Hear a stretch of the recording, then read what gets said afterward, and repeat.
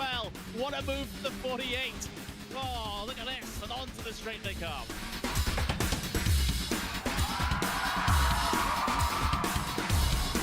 Brilliant move there from the number 40 to make it through. That left-hander sliding up the inside, going up now over Hawthorne Hill, down Pilgrim's Drop, and it's brilliant stuff here at Brands Hatch.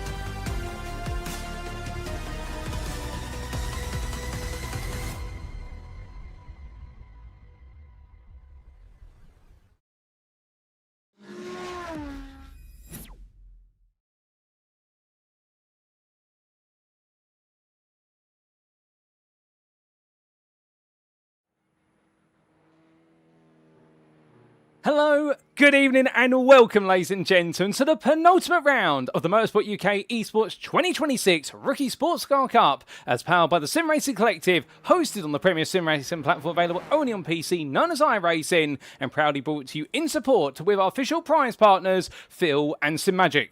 Round number 4 of 5 has come around and we have made our way to Australia, but with it a trip back in time. We've gone back to January 2010 and we have made our way all the way back to the Sydney suburb circuit of none other than Oran Park Raceway. Once a staple of Australian motorsport, hosted on an annual basis the VA Supercar Championship, previously known as the Australian Touring Car Championship, as well as occasionally hosting likes of World Superbike and Formula 1, is a circuit that after 64 years of operation was retired and demolished in 2010, and nowadays it is the home of a suburb of the city of Sydney. However, back in its heyday, it was definitely up there as one of the Australian greats, and that's why we've revived it from the ashes today to see all drivers take it on in what is expected to be a hotly contested round of racing action, and it's not just because of the Australian sun. But as we get ready to go racing, of course, we welcome you to this live broadcast from Circuit Side as you tune in today, catching all the race action as it unfolds via one of 3 media channels. First, of course, you have the 2 official Motorsport UK esports media channels, one on YouTube, and hello to you guys and girls tuning in via YouTube at youtube.com and search for Motorsport UK Esports or MSUK Esports.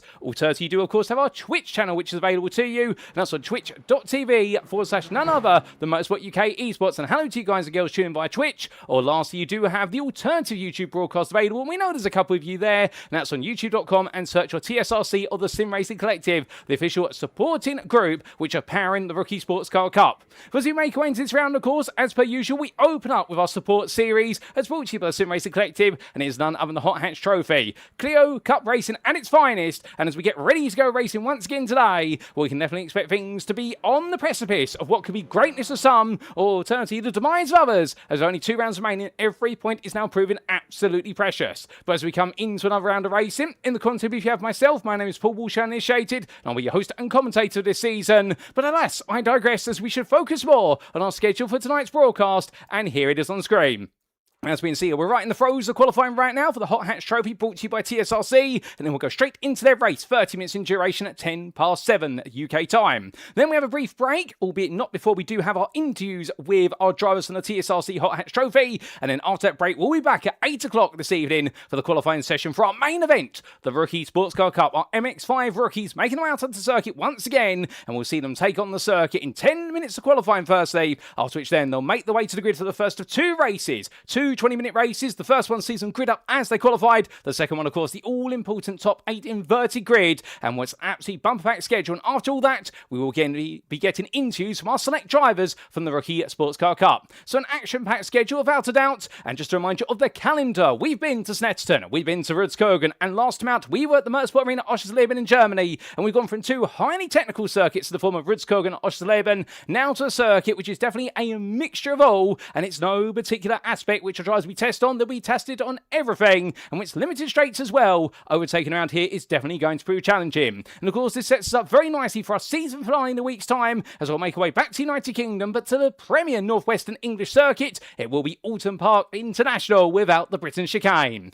But that lies in a week's time, Monday the 27th of July. Today is Monday the 20th of July, and let's talk a little bit more about a host circuit. Here's the Oran Park Raceway, located in the suburb of Narellan in the state of New South Wales, Australia. 2.6 kilometres in length, or 1.62 miles in length, depending on your preference units, but what never changes the number of corners. 12 of them in total, and many of them at the time household names, whether it be the sweeper into Coca-Cola at turns 1 and 2, or the Recaro corner at turn number 12. This is definitely one of those circuits whereby with its iconic figure of 8 layout, indeed some would say iconic just as much as Suzuka in Japan, given both of them figure of 8 layouts, is one of those circuits whereby running anti-clockwise, there's going to be a lot of pressure to get those left-handers right more than the right-handers. But as the drivers get ready to take on the circuit, a quick reminder of the rules for our Hut Hatch Trophy, our support series. Qualifying there for 3 laps available over 8 minutes, and then we go straight to the grid for our 30-minute race. Setups are fixed. Everyone is running an identical setup on the car, and one fast pair available should they need to use it. But otherwise, we're not expecting any pit stops, unless, of course, the driver has picked up a drive-through penalty for 17 or more instant points. And our starts, as always, are standing starts.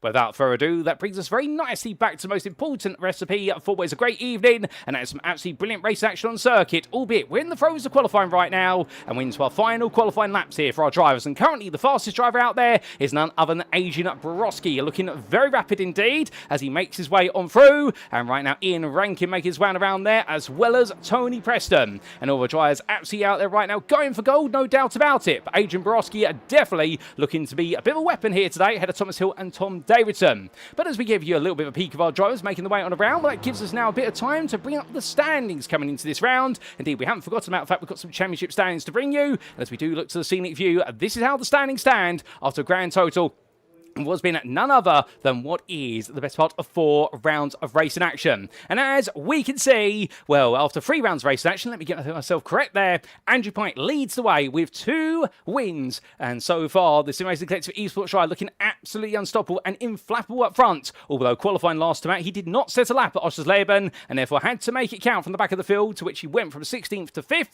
And well, could that prove critical when we go to our season finale with 1 drop score available to our drivers? Kieran Sharp finally getting that first win on the board last time out. We definitely led every lap at Oschersleben despite the intentions of Tom Davidson. And then we have Adrian Borowski there sitting in 3rd place, and the priority of right now 9, there's a bit more work to be done there, albeit he has proven to be Mr. 3rd place so far, given 2 3rd places and a non-finish. But right now, if he's able to stay in pole position, could he go on to take his first win of the season and level things up before the season finale? Thomas Hill sits in 4th ahead of Tom Davidson. Then we have Patrick Gallagher ahead of Craig Twardock, who had a very frustrating day in the office at Oschersleben, with Janos Wenzel, Ian Rankin and Matt Sheraton completing the top 10. Outside the top 10, it's Philip Moros in 11th ahead of James Stone Radford, Willio Aina, Conrad Kula and Ben Brown completed top 15. And then round off that top 20, it's none other than what is Julian Rehrberger ahead of Jay Walsh, Tony Preston, Byron Forrest II and Lenny Hansen. And outside the top 20, let's not forget about some other drivers. Those who points their name, Artem Fomin, Harry Mason and also Michael Luke Jackson. And yet score any points, we do have Luciano Gonzalez, Harley Butcher, Kieran O'Reilly and Alan Duhick. Well, ladies and gents, that very quickly brings us into talking about our standings, and just as quickly as we covered them, we go away for them, and we're almost complete here with this qualifying session. Only moments to go before we do see the checker flag brought out. And well, unfortunately for Harry Mason, he's not going to complete this lap, and instead time will run out. He'll be taken to the pit lane, but it's Adrian Borowski on pole. And as all drivers make their way to the grid, well, let's walk you through how exactly they'll line up then for our one and only Hot Hatch Trophy race for this round. And as all drivers make the rounds to the grid, this is how they'll all line up for the penultimate race of their season. And taking pole position, his maiden pole position will 1 minute 14.848. It is none other than Adrian Borowski there. A very impressive lap set by him. He'll be joined on the front row by his fellow privateer, Thomas Hill. And well, the man in the 196 will definitely be eager to try and see if he can pounce for victory. He's been chasing a win all season long. Tom Davidson starts in third for the Sim Racing Collective Esports. Another solid qualifying performance from him. And Kieran Sharp, the second place man in the championship, who looks to make it 2 wins in a row today. He He starts 4th. Then we do have his teammate Craig Twardock started in 5th place, hoping not to have an elbows out day that goes against him today compared to Germany, although he'll be with the man who definitely got his elbows out against him last time out, Janos Wenzel, who starts in 6th. Then 7th on the grid is Andrew Pike, the man who leads the championship and joined quite late today, late to practice, but to be fair, better late than never. He starts in 7th ahead of James Stone Bradford.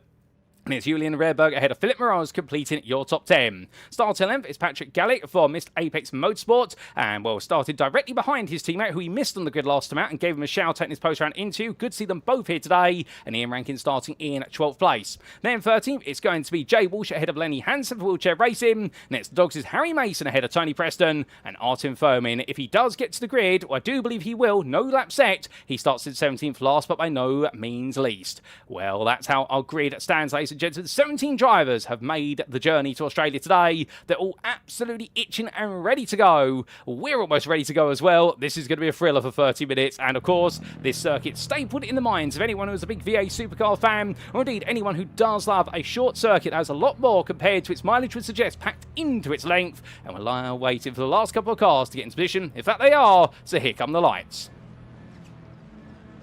And as the revs rise, it's 1, 2, 3, 4, 5 red lights. And it's lights and away we go for our first race on the schedule today as Adrian Broski gets a good start, but the Polish driver immediately has to cover Thomas Hill. He gets a better launch, but as they come down towards the opening sweep, you can see everyone tucking to the inside. Thomas Hill flashes headlights there to say to Broski, I'm not going to attack you on the inside, take your race in line. But as they all come through all of our Clio Cup cars, they're all close to go. Oh, that's gone sideways, and that's going to be very sideways for Philip Moraz, and a couple of other drivers being collected there, but Philip Moraz coming off the worst of it. Patrick Gallick as well, here's the first one to go round, and also we do see that big spin. That's Tony Preston going to the back of the field and trying to get it back together. But once it's gone wrong for them, meanwhile it's going right for some. Thomas Hill still trying to attack Borowski here, but I think tried to work with the Polish driver in order to break away. Tom Davidson holding off Kieran Sharp for now, but plenty of fighting between these drivers. They make the way over the bridge. But as they come over the Yokohama Bridge, now who's going to fight whom? As Craig Twardock looks up the inside of Kieran Sharp. That's not going to work out as they roll their way down through what will be turn number 7. And as they get ready to make the way in towards the backstretch, well, right now the top 10 has definitely split away from the rest of the field, but there's more to come surely a bit later on. As we look back to Philip Moraz, well, he's immediately going on the attack here, trying to find his way past Ian Rankin, who's missed the front bumper amongst other things on his car, and we'll make that move stick quite quickly. But as they come over the rise, well, from them back to leaders. And here we can see Adrian Broski, the man who started on pole after one lap, leading away. But as he heads on down there, Thomas Hill once again flashes headlights, saying to him, don't defend, let's work together. And Hill trying to use the proverbial driver's Morse code here, which of course, a flash of the headlights can mean so many different things at high speed. But right now, Hill looking around the outside, Broski is not taking heed of his words, or at least his Morse code with the headlights, and says, no, I'm going to go defensive. And of course, that's only going to cost them all time and a bit of tyre life, particularly for our race leader. So Hill's now got to make a choice. Does he continue to try and help out the leader, or does he go for a switchback? And he looks up the inside there, go for the move. Can Hill get it done here? Trying to take the lead for the first time this season. Oh, there's contact between the two of them. And will they touch once? But they get away with it. Looking up the inside again into the second of the 90 right corners. A little bit of squeeze, a little bit of a kiss between the two cars, but nothing more than that as they've rolled the way over the bridge. Looking back from the rear of your race leader, your number 97 driver, Borowski, right now really digging in deep here as they roll the way around. Great battle in between them. And as they come down the hill, we say hello there to Futile Podium in the YouTube chat. And I hope you're doing well, good sir, in the Motorsport UK eSports chat and enjoying the races so far. And indeed, don't be shy if you're all tuning in. Feel free to let us know how you're doing. Feel free to say hi. As right now, Thomas Hill tries to say hello to the back of Borowski's car once again. Looking around the outside. Is it going to work? Not quite there as Tom Davidson almost makes it diagonal 3 wide as they come towards the end of lap number 2. And we'll get the feeling with all the fighting right now. It's going to be a question of who's got any tyre life left towards the end of the race if they keep pushing each other like this. But that's always where the spectacle's going to be as they make the way across that timeline once again. But Kieran Sharp right now watching on from behind here as they all fan out.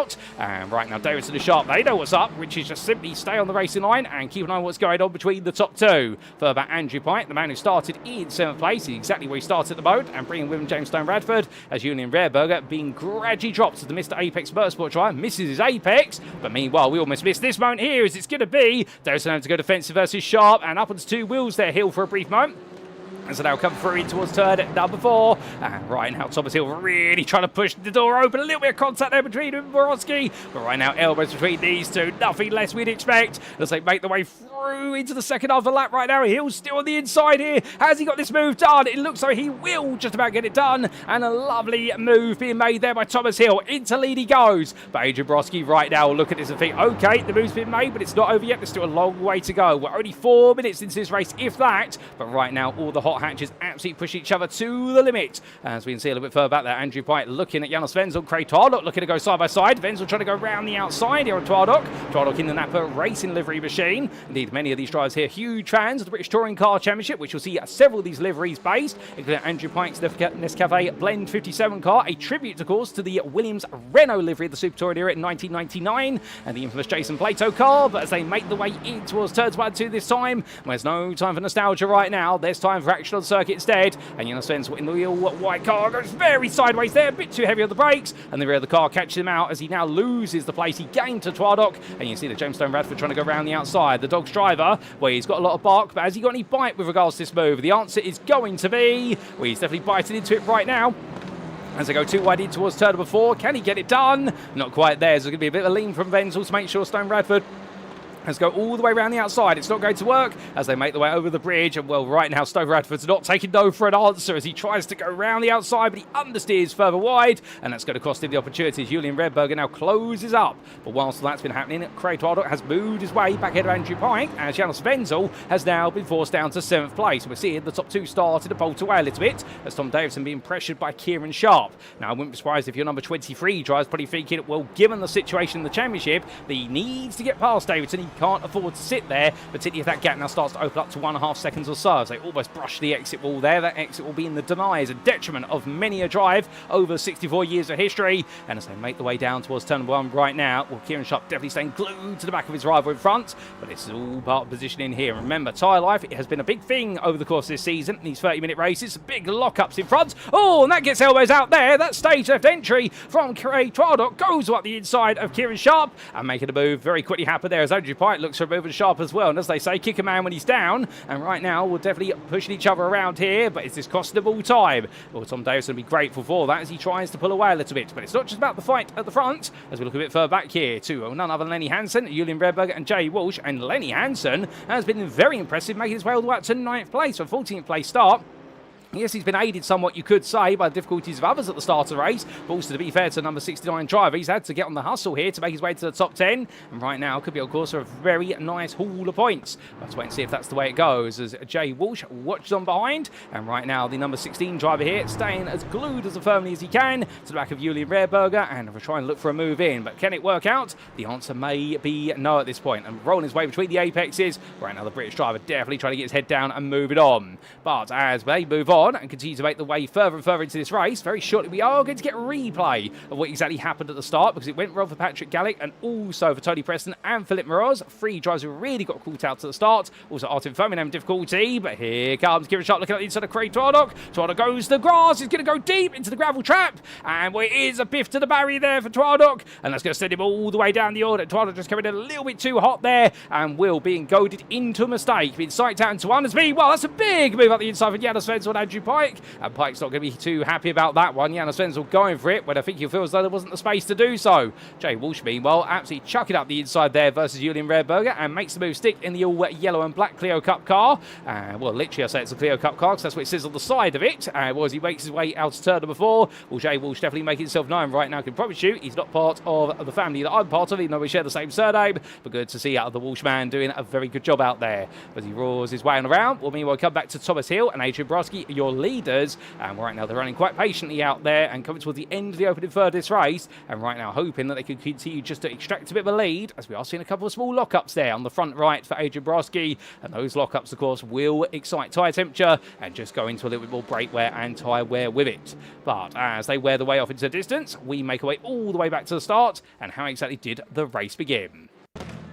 And well, this is a replay of how it all kicked off between several drivers as we went green flag racing. And well, as they did so, the lights were on and then suddenly they were out. And it was a great start there from both Adrian Broski and Thomas Hill. And you can see Hill immediately tucking in there and trying to work with his pole starting rival in order to make sure that the two of them did not hurt each other in the run towards turn number 1. But where it all went wrong was a bit further back. Philip Moroz found himself right in the heart of the madness. And where it was too wide between him and Patrick Gallick, Gallick lost the rear of the car there in the purple and white car. Philip Moroz being collected by him. And as they all all tried to get it back together. Well, there was contact there between Jay Walsh and Tony Preston, and well, it looks like there Tony Preston being turned around as a result of that contact. Now, what did it look like from Preston's on board? Well, here we go back in time again to see what happened to him. So into the braking zone he went, and we're a bit further back here, taking it nice and safe at the start, knowing there was going to potentially be a bit of an incident, and we threaded the needle, and oh, goodness me, that explains it a bit more. So that camera angle shows that Patrick Gallick's car did roll back on towards the apex. Preston pulled to the right and collected himself with Jay Walsh,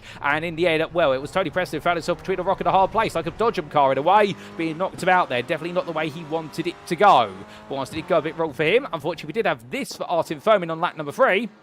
And this was the Pro Team making his way down towards turn number 1 and 2. And, well, hitting the apex curve a bit too high. Rear of the car let go. Patrick Gallick did the same. And, well, both drives there got it all sorts of wrong. And for Artem Fomin, well, his race was over after that, as that was also into the gravel trap. Tony Preston there. Everyone making mistakes, so probably there's not oil down there. And Artem Fomin shortly after making his way into the pits. But meanwhile, as we come back to your live racing, well, definitely a bit of a shaky start for some. But meanwhile, plenty of exciting racing action for others, as all these drivers continue the way through. And we are to the end now of our opening 10 minutes. As we say hello there to Easy Flat Racing Team, or the EFR team. And, well, they're all ready for Harry Fletcher to see whether he can seal the deal in the Rookie Sportscar Cup that's coming up after this race. But, of course, that's the main event. We're here in the Sport Act at the moment, and the wonderful hot hatches roaring the way on through.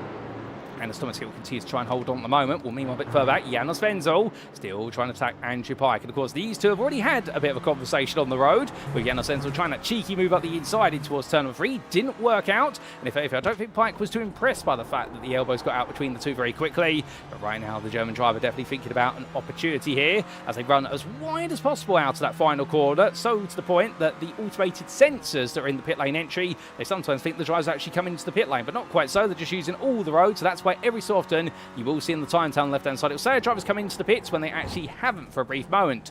But right now, focus on what's on our screen. Janos Wenzel will see it. Andrew Pike really locking up that front left brake. And well, Pike's got to be careful about that, just for the simple reason. If he keeps doing it, the rear of the car is going to become loose and loose, because he's expecting those front tyres to do all the hard work, which they do, of course. Front engine, front wheel drive car. These Clio Cup cars being a step towards a TCR machine, available on iRacing as well. And right now, these Clio Cup cars are highly popular for those who love front engine, front wheel drive. And, well, of course, the biggest part of them is make sure you don't cook the front tyres. If you do so, then they all fall apart very quickly.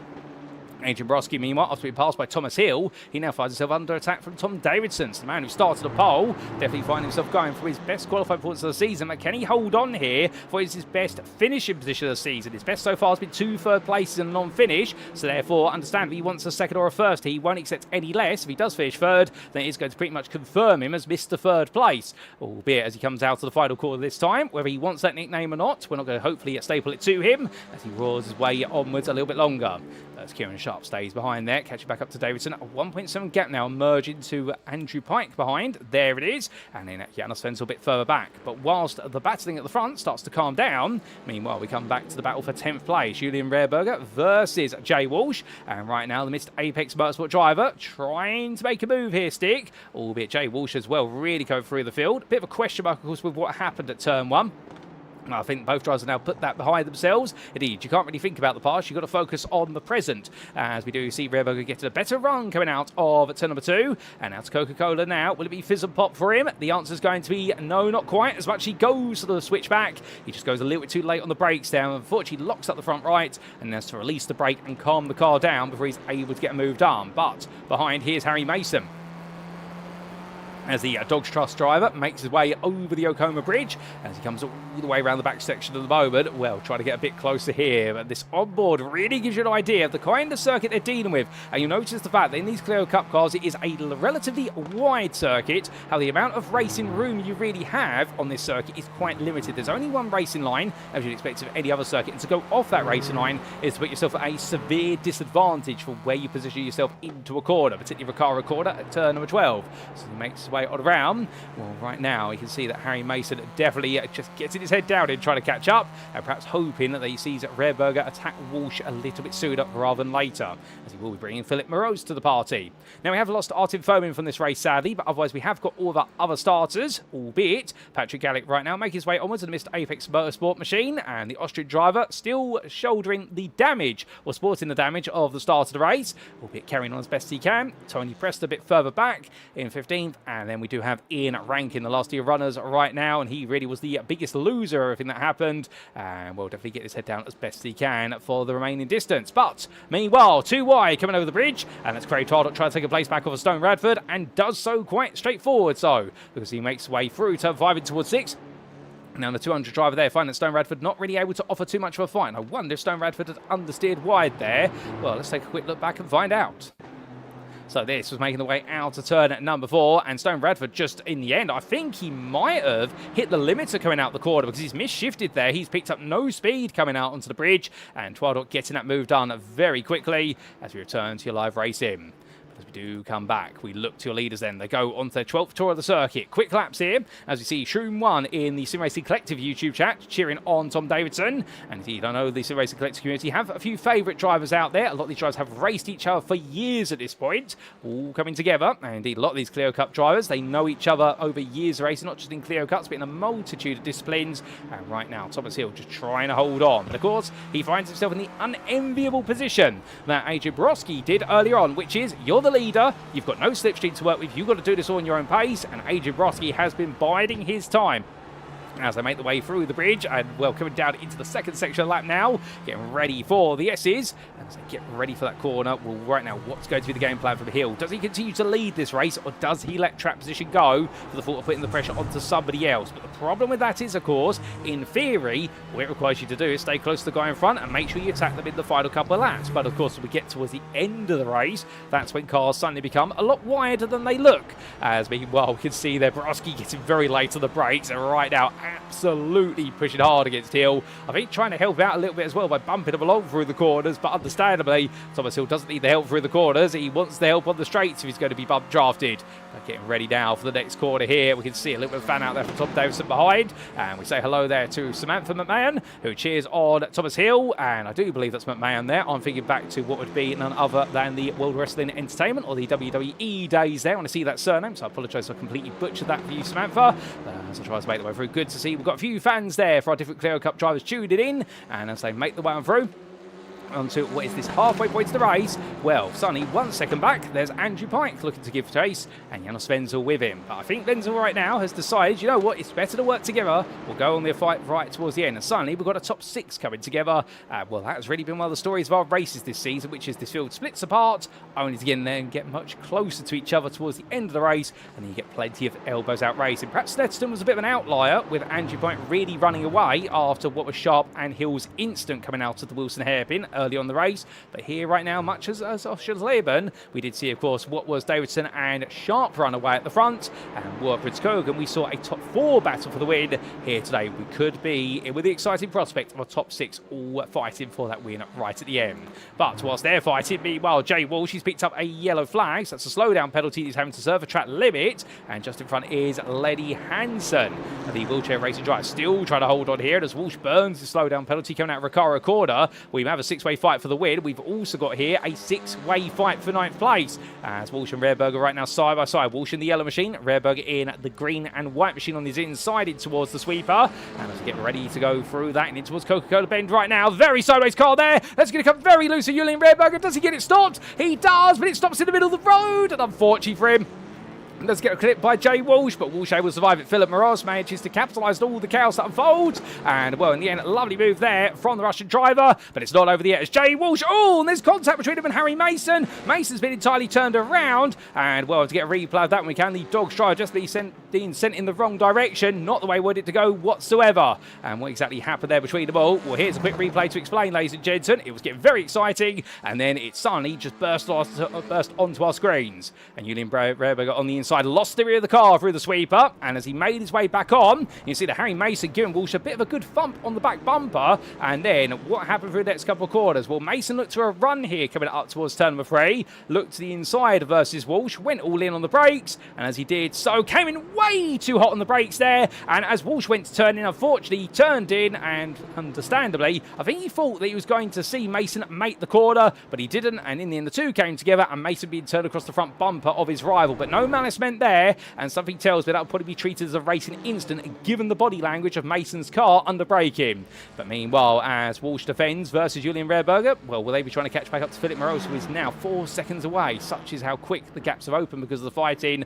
And what could be now a fight for 11th place for Walsh. She was hoping for a top 10, but it does seem as though that top 10 now may be out of arm's reach. But you never know what could happen towards the end if another driver makes an error. As we do say hello to the Motorsport UK Esports official YouTube account there, who's definitely available in the YouTube chat for the Motorsport UK Esports YouTube broadcast. And if you've got any questions at all about this series, or indeed of Rookie Sportscar Cup, or anything that's upcoming at Motorsport UK's Esports Championships, do feel free to ask, because I do believe we have none of the very talented Mr. Paul Crawford there manning the account. I'm sure he'll be able to fill you in if you have got any questions, ladies and gentlemen. But meanwhile, as we see Thomas Hill make his way around, we're on his way down the start for this straight. Well, now we're getting towards the pinch end of this race, where suddenly tyre life is going to become a bit of a concerted factor, but also this is where now drivers start to reveal their hands. Who's got the pace? Who meanwhile was hoping that everyone's going to battle around them, and who's just in between? They're getting ready to get their elbows out.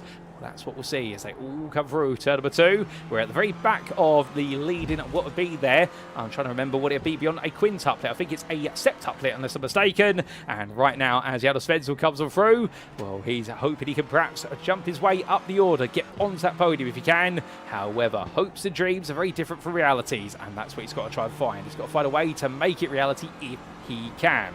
But every time he tries to battle his way past, remember, it's going to get even harder, because when he fights with one driver, he's at risk of peeling another driver away from the battle. That is the difficult point.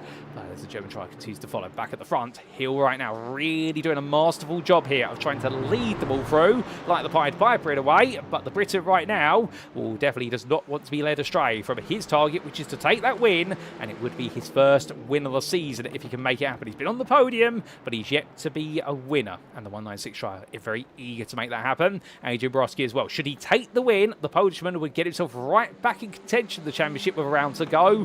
And well, that's going to be his big fault as they come on down in towards turn number 1. But Tom Davison and Kieran Sharp, 2 of 3 big names there. Andrew Pike being the other one. Well, a win would mean so much to them, particularly for Sharp. It would put him on parity with Pike going into the season finale. Whereas for Andrew Pike, if he brought home this win, well, it would give him such an advantage going into our final round at Oran Park that he may be able to take his foot slightly off the gas. Although for Andrew Pike, he's not made this easy for himself, starting from 7th place, but he's in 5th now. But he's got 4 more cars to pass, so he wants to take home that very valuable result. Going further back down the order, whilst they're all still squaring up on each other. We'll look to Lenny Hansen, who has a bit of company in the form of Philip Moroz. And right now, the Russian driver trying to make his way forward, goes to the switch to the inside here, coming in towards turn number 3. And, well, can't beat Hansen into the braking zone there. The wheelchair racing driver being very clever. And I do believe Lenny does race with a single foot or leg, if you will, in terms of the fact he uses his right foot for both accelerator and also for the brakes. I don't believe he used it for clutch. I think he does use the auto clutch feature on iRacing, which is available. But I do believe due potentially to his disability, although I don't know the full circumstances behind it, I do believe Lenny Hansen does race with essentially at 1 foot rather than what a lot do, which is 2 feet. 1 on the brake pedal and 1 on the throttle pedal. But there you can see right now, it was Lenny Hansen throttling the gap that Philip Morales was trying to squeeze his way into, but that didn't quite work out. Good defensive driving there from Hansen, and Morales really enjoying the battle. But we come back to the front once again, because we go on to lap number 18. And right now, you could cut the tension of a knife between these 6 drivers at the front, and everyone is still continuing to follow at the moment. But you can see those gaps, they are getting infinitesimally smaller and smaller through every corner. What used to be 4 tenths from car to car is now 2 to 3 tenths from car to car. That's really the closest you can get without considering making a move or really worried about the concertina effect. And as they all coming over the bridge this time, well, who's going to be the first one to budge? Of course, everyone's waiting for the other drivers around now to make a potential move and to see which way it will cause the field to scatter. And nobody wants to be the first one to do it, which is always great if you're Thomas Hill, the leader, because if nobody wants to make a move, then you'll simply all stay in that order. Something tells me that Tom Davidson right now might be looking at this, as is Adrian Broski, and thinking, you know what, we've got to do something soon, because they make their way for the aluminium dogleg, the O'Brien dogleg as it's known. Well, right now, all these drivers eager for the points, but who is going to bring them home? As they head towards the next lap. Meanwhile, we head a little bit further back. Ian Rankin doing a very good job of closing the gap to Jay Walsh. He's now in 15th place. He's got 2.5 seconds to go. There's Jay Walsh going through the bottom of your camera for a brief moment. And he's dropped Tony Preston by a considerable margin. In terms of other gaps that are coming down, Patrick Gallick is storming after Philip Morose and Lenny Hansen. He may be there right at the end of the race. We'll have to wait and see. But as we say hello to Carbis Free, who says this could be the best race yet from the hatchbacks. And indeed, you're loving it. We're all loving it. I've got a massive grin on my face here in the commentary booth, ladies and gentlemen, because at any moment, this could really all ignite, and that's the thing right now. It's so tense. Well, meanwhile, here's the appetizer for you, because Philip Rose looking up the inside versus Lenny Hansen, but doesn't work out into the sweeper there, but he will get it done in. Hansen outbreaks himself, Morose outbreaks himself, but not as much, and Philip Rose in the end, he does have to really milk that front right brake, and then he gets the move done as Lenny Hansen flashing his headlights there. That's not to complain, that's to distract, and well, Philip Morose is not going to fall for the old trick in the book, but as they settle the differences for now, you look back for the rear of your leader. And this is Thomas Hill, but look at Tom Davidson. Takes a first little peek there, coming through at the chicane. Coming through turns 10 and 11. He's thinking about it. He's probably thinking, Adrian Borowski's taking just a little bit too long to make a move. I want to get this started. Here it comes then, as they make the way onto lap number 20. It's going to be the best part there of what is a run now down the straight, and Davidson getting the better cut out the corner, but tucks back in there, but saying to Borowski, look, if you're not going to get this done, I'm ready to make a move now, and he'll be grateful for this. This is what he's hoping for. He's hoping Davidson's going to go for it, and almost does there. Borowski just holding on for now, but as they come out of the corner, this is also where Kieran Sharp's got to be thinking to himself, okay, if Davidson's going for it, I've got to be making myself ready to also attack. And well, Carbis3 there in the Motorsport UK YouTube chat definitely summarised it very nicely. It feels very much like a ticking time bomb for last lap chaos. Indeed, we hope it's good chaos, not bad chaos, but indeed, right now it's ticking down here. And well, at any moment, it could explode onto our screen. As Andrew Pike, he's got a bit of a comfort gap to Janos Wenzel, so that's the upside of where Pike is in this running order. Wenzel not quite able to stay with them, but I wonder if Wenzel potentially is staying back right now for the intentional purpose, which is if it kicks off, he does not want to be too close, otherwise he won't be able to see what goes wrong, and if he does, need to take evasive action. But on the way around, Sky Mayonnaise there enjoying the racing, saying it's good racing. As meanwhile, we've got some good racing here as well from Jay Walsh and Ian Rankin side by side, and it looks though there it's going to Walsh trying to go around the outside, but Rankin parks it on Apex, and well, the 0 Point Racing privateer absolutely nailing that Apex down to hold on to 14th place. Lovely move from him and Walsh, and he makes it happen. But from what's been a difficult day for him, 5 minutes to go now, and here is Kieran Sharp on the inside of Davidson, so he decides, right, he's going to be the first to break up the pack. Onto the brakes he goes, and Sharp there, can he get it done? Davidson a little bit on the outside still, but he holds his line. Sharp won't have wanted this now. Davidson's got the inside in towards the 90-degree right-hander, a turn of a fray. Meanwhile, Andrew Pike, you can see there, betting his bets on what will be Davidson's car, but the margins are marginal as they make the way through, and right now could go either way as Sharp holds the outside line. He's not giving up here. Davidson's giving them the space, and as they come through, turn number 4, who's going to get on the throttle sooner?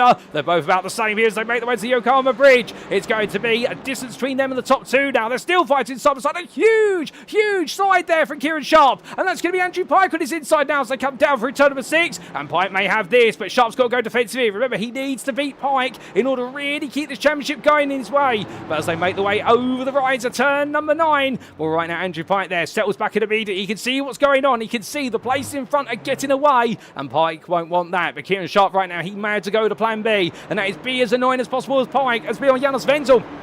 And back on the inside of Pike as they make the way out to the last corner and going on to another lap here. 3 more laps to go based on mathematics. We will get a grand total of 24 laps here today. And right now, Janos Wenzel could be the form that helps out in Kieran Sharp's side, but not in the side of Andrew Pike as they make the way into opening corner. And Wenzel immediately backs off here, but Pike's not going to be happy. Wenzel goes for it as well. He goes all the way out the inside. I don't think Pike's got an answer here. And Janos Wenzel, is he going to take 5th place? He may just do so. Here he comes across immediately and says to Pike, take this for size. And as they make the way into the braking zone, well, Pike right now trying to look for the switchback here, but Wenzel parks on the apex, and Andrew Pike in the end sees 5th place stolen from right in front of him, and Kieran Sharp right now has been given a major lifeline here. Meanwhile, your top 2 are Thomas Hill and Adrian Borowski. Here they come back to us, and as they do, they've got a little bit of traffic in front of them. That's Tony Preston. They're coming up behind. They'll probably catch Preston on the final lap at this rate, and what's given Preston is lapping 2.5 seconds a lap slower at the moment in the race, and well, understandably, this could separate the 2 of them. There will be blue flags for Preston, but there'll be blue flags to say he needs to hold his line, and it's the responsibility of the lead lap cars to essentially overtake him normally. So right now, Thomas Hill's going to be the first one to have to jump over the speed bumper, Tony Preston, not to be rude about him, but that's what it'll feel like from his perspective. And as they come on to then the penultimate lap right now, well, Thomas Hill and Adrian Borowski, they've got this race themselves. A 1.4 second gap to Tom Davidson, and right now he's got 7 tenths to Kieran Sharp, and Janos Wenzel and Andrew Pike still together. Well, it does look like this top 6 is sunny spreading out, but it could all come back right at the very end. Meanwhile, well. Patrick Gallick here trying to pick off Lenny Hansen for what would be 10th place if he can make this work. He's very close here. Remember, Gallick has got some front end damage to the car, so therefore it will hurt him on the straights. He'll have a lot of aerodynamic drag that he doesn't need. Indeed, that's the least aerodynamic Clio Cup car that I've seen in a while. And as he makes his way onto the stretch here, what's going to move from him as the Austrian driver looking to make amends for the difficult start on lap number 1. And Lenny Hansen hold his line on the racing line. Gallick gradually gaining here as he gets ready to go into the opening bend. Does he risk it all under braking through the sweeper? The answer is no. Trying to get into Hansen's head, trying to get Hansen to outbrake himself. Hansen does not make the mistake. In fact, he does a little bit, but Gallick in the end has a small lock-up of his own. And we're coming out in the end. It's going to be too wide between the two of them. And it's going to be Hansen who holds on for now. But as they make the way through the hairpins, we must come back to the front of the field because Thomas Hill, one more lap to go after this one. There's only one man who right now can stop him, but they both want their first win of the season. Will it be the man who started second who now leads Thomas Hill, or is it going to be the pole sitter? It's been Mr. Third Place all season. Will it be Adrian Borowski? Well, here they go, ladies and gentlemen. White flag is out from what I can see out my content booth window. 1 to go. Who is it going to be? Will it be Hill? Will it be Borowski? Or can Davison find a way to get involved? Well, we've been building up to this moment as they make the way through the opening 2 quarters. Hill right now going a bit defensive there, but gradually meanders back onto the racing line. Davison immediately getting closer as a result. Now within 6 attempts there. It's already cost them the best part of 3 attempts. Just that one defensive move there from Hill. That goes to show you how quickly time is made and lost at Oran Park. But rolling the way out to turn number 3 and up towards 4. Right now, the number 97 driver here definitely keeping his cool. He's probably thinking, I need to do this right at the end of the lap. I need to do it into Recaro bend, and I need the momentum beforehand. Or perhaps he'll think about doing it in towards turn number 9. Always a valid spot, that uphill left-hander. When you can go for lunge, you may be able to make some magic happen. Well, only he's going to be the one who knows. 18 seconds left on the clock. This is definitely our last lap. And we're coming over the right. He's falling a little bit further back there through the turn 7-8 chicane. So right now, Borowski's going to have to do an all or nothing move here unless he settles for second. It's always a fault. Sharpley going a bit wide, coming out to turn number 9 himself. But right now for Thomas Hill, it's looking safe. It's looking sweet. One more corner to go. Out of Recaro bend he goes. And as he makes his way onto the start finish straight, the checker flag awaits him. And for Thomas Hill, it's going to be the long-awaited first win of the season ahead of Adrian Borowski. And there'll be Tom Davidson in 3rd, Kieran Sharp in 4th, Janos Wenzel 5th, Andrew Pike can only achieve 6th here, which levels things up between Pike and Sharp going into the season finale. Craig Toddart takes a lonely 7th place, and it'll be James Stone Radford coming home in 8th, with Philip Morose making his way through in gradual time. A little bit further back, let's give this man a round of applause as well. A frustrating lap 1, but he still finished the race a lap down. Tony Preston takes 16th, and then we will see the car Philip Morose come to line there in 9th place before Lenny Hansen makes his journey on down. He just beats Patrick Gallick to the line in the end by a couple attempts, if that in fact it's hundredths, not tenths. And then we will see Julian Rehrberger bring on home at 12th place there. Harry Mason will be a bit further back as he pulls aside. We've still got a couple more drivers to make the way through, including none other than Ian Rankin as he roars his way through the last quarter. And as he does so here, well, the privateer has definitely picked up the pace as the race has gone on. Enjoyed a good scrap with Jay Walsh. He'll bring on home 14th place. And in the rear of the picture shortly, you'll see an asymmetrically coloured car, much like Rankin's car, albeit it will be the yellow and black there, with more yellow than black for Jay Walsh in the number 16, who is your last finish of this race on the lead lap. But what a race, ladies and gentlemen. An incredible one. And what incredible racing there. And I can definitely see Samantha very happy there in the YouTube chat with regards to Thomas Hill taking his first win of the season. It's been a long time coming, no doubt about it. And Rich down to 0, enjoying the racing there. Indeed, everyone absolutely loving that. And we loved it as well. So as we do look to the scenic view, let's take a look at those race results, subject to any stewards' inquiries here from the wonderful, the revived Oran Park Raceway in round number 4 of the Sim Racing Collective Hot Hatch Trophy, supports, of course, to the Motorsport UK Esports 2026 Rookie Sportscar Cup. And as we can see, after an incredible 30 minutes of racing action, Thomas Hill taking his maiden win of the season by just shy of 4 attempts over Adrian Borowski, the pole sitter, who lost out midway through the race but never gave up. But Hill just proved to be just that little bit too quick. Tom Davidson taking 3rd place at the end and had to really dig in for the 3rd place versus Kieran Sharp, who had to settle for 4th, but understanding for Sharp, won't be too upset about it, given the fact he has beaten his main rival, Andrew Pike. And between him and Pike, there was none other than Janos Wenzel, who was very cheeky and made a sneaky move on Pike when Pike wasn't expecting it to come. So Andrew Pike took 6th, being relegated outside the top 5 for the first time this season. And Craig Todd taking 7th place there in a bit of a frustrating race on the Napa Racing TSRC machine. James Stone Radford taking 8th there for the Dogs. The best part was 6 seconds behind our 7th place finisher, but in turn 15 seconds clear of Philip Morose, who did well to make his way up to 9th place, given how the race race started, and Lenny Hansen held on for Wheelchair Racing to complete the top 10 by only what was a grand total of 700ths of a second from an absolutely fast charge, and despite heavy damage to his car from Mr. Apex Motorsports, it was none other than Patrick Gallick. Gallick was the best of the rest ahead of his teammate of Julian Rehrberger, and then we did see Harry Mason, Ian Rankin and Jay Walsh complete the top 15. A lap down, it was Tony Preston, and sadly we did lose Artem Fomin from the race due to damage to the car after an early incident on laps 3 and 4. But what a race, ladies and gents. And indeed, a great way to tee us up here for a fantastic evening of racing action. That's what a Hot Hatch Trophy always does. And the great news is, before we do start to get ready for a Rookie Sportscar Cup, we are going to be bringing you some post-round interviews while drives for the Hot Hatch Trophy. We're going to step away for approximately 2 to 3 minutes, but when we come back, we'll be back to some fiery interviews from our Clio Cup drivers. Don't go anywhere. You won't want to miss them.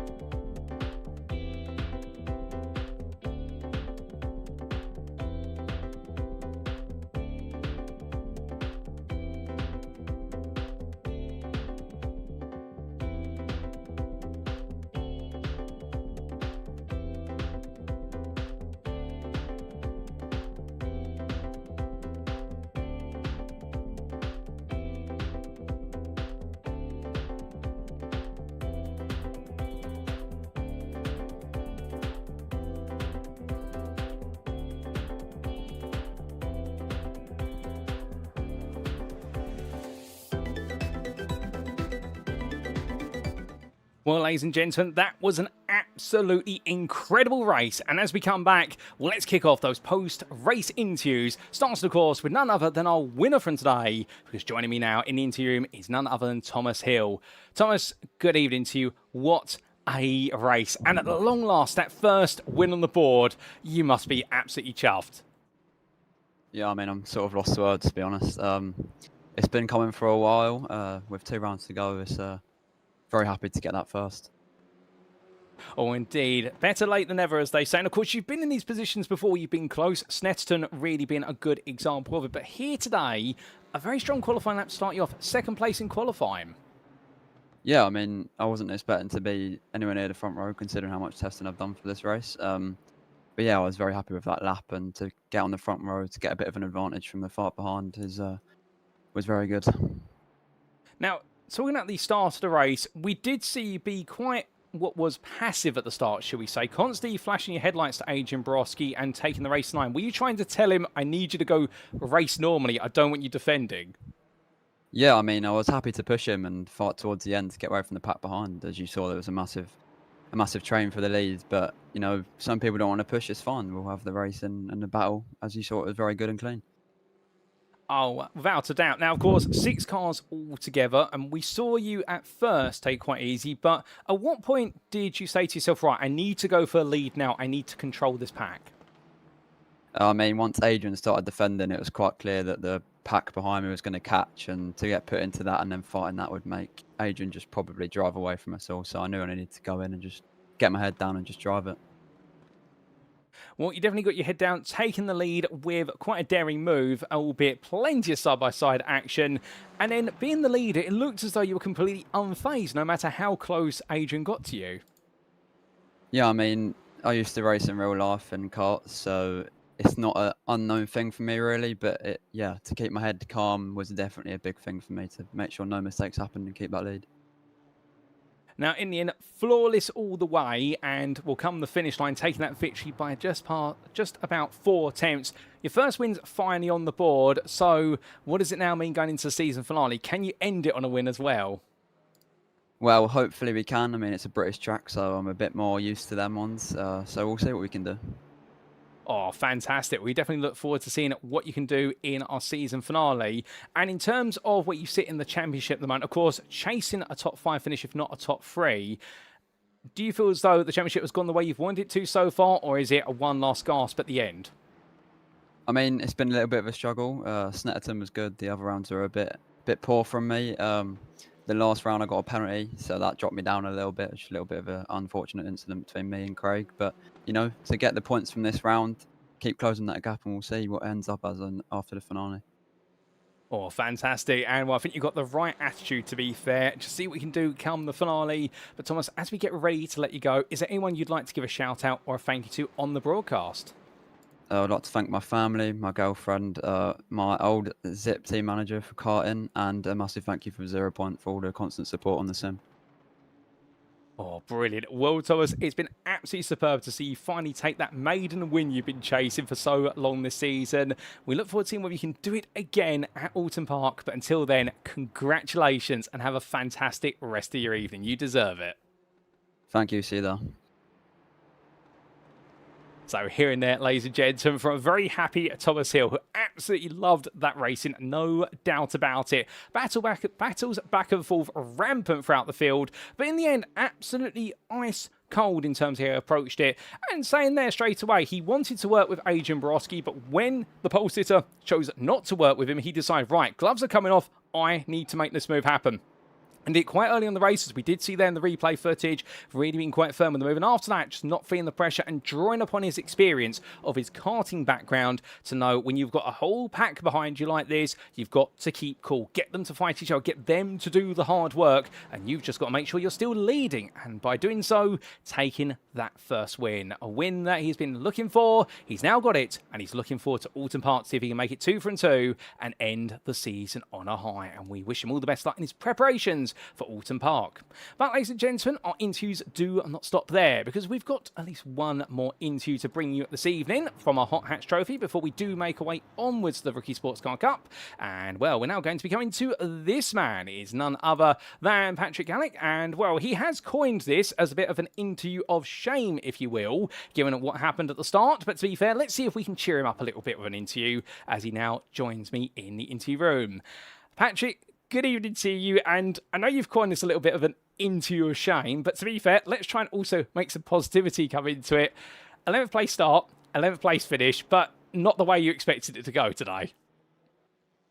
No, not really. I mean, I talked about it last week that Oran Park turn 1 and 2 are difficult, and it was not my plan to show it firsthand. Oh, goodness me. I do love the irony of that, like you say, but still, let's talk a little bit perhaps about qualifying instead. 11th place in the starting order. What happened in qualifying? Because we normally see you pushing towards the top 5. 2 words, bad laps. That's all about it.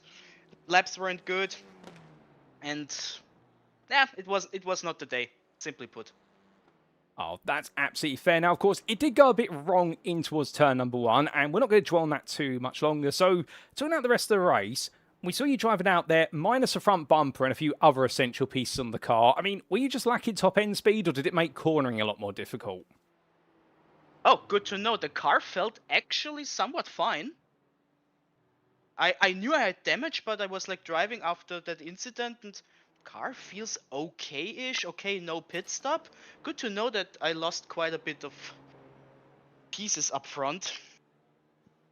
Oh, indeed. Well, the fact the car was still going absolutely fine all the way it felt is a good sign, and we didn't see you give up, to be fair. You chased after places and picked up a few along the way to the finish, including some good battles with the likes of Harry Mason and your teammate of Julian Rehrberger. I mean, everything from lap 4 onward was fine, I would say. Yeah, fine. But then at the end of the race, I was behind, I think it was Leonard, and I was faster, but then I was like, I had this incident in lap 1. No, I can't go like a maniac into it. So, yeah. I think it was really close there at the finish line. Don't know who even finished ahead. I think Leonard was P10. If I ended up in P11, it must have been really, really close. But, yeah. All I want to say, sorry for the lap 1 chaos. This one is on me. Well, to be fair, Patrick, the fact you've put your hand up to it, I'm sure everyone will appreciate it. And well, everyone knows, and I definitely know, that you don't mean it when it goes wrong. It goes wrong when you're racing Clio Cup cars, when you're pushing so hard at the start. Do you want to know how much you missed out on 10th place by? Tell me. It must have been not a lot. 700ths. Yeah, quite fitting. Maybe there was the top end, lacking top end speed. Oh, potentially, but still, what's happened at Oran Park has happened. One more round to go. Oran Park in a week's time. How are you feeling for the trip back to the UK? Can't get much worse than this today. Oh, fair play. Well, surely it's got to be a positive end to the season in a week's time. But just before we do let you go, Patrick, is there anyone you'd like to give a mention or a shout out to? Yeah, the entire Clio SOF community. Hi guys, love you, sorry for disappointing you. Maybe next time it will be better. Oh, goodness me. Well, I'm sure they'll appreciate the apology, but no, you're giving it your all. Patrick, it's been great to catch up with you. Sorry it hasn't worked out today, and we hope it goes better at Oran Park. But until then, I hope you can have a better evening, and thank you once again. Yeah, I have to be sorry, but thank you. Bye-bye. So here and there from a slightly dejected Patrick Gallick, but to be fair, ladies and gentlemen, the missed Apex Motorsport driver, I'm sure will come back incredibly strong in a week's time at Oran Park and look to end his season with a smile and on a high. It's just been one of those rounds where nothing has clicked together, and of course the irony being, they would mention in his post-round interview from our previous circuit that you need to make sure you don't make a mistake into turns 1 and 2. But make no mistake, he's definitely learned the hard way today. And well, with that, we give you a quick recap of who we've spoken to this evening. Because we've had interviews with Thomas Hill, your race winner, and also from a frustrated and dejected Patrick Gallick. But the Mr. Apex Motorsport driver will be coming back to top form next round, and Thomas Hill will look to try and make it 2 for 2 and see how high he can finish in the championship standings right at the end of the season. But with that, ladies and gentlemen, that completes our support race. And well, now we look to our schedule. And whilst we would normally have an extended break, well, we've made sure these interviews got on a little bit longer, so there's not too much a lapse in the racing. We'll be back in approximately 3 minutes' time for our main event. And of course, we'll be coming back to the 2026 Rookie Sportscar Cup. It's round number 4 for their championship, and it will be here at Oran Park Raceway. We'll see you very shortly.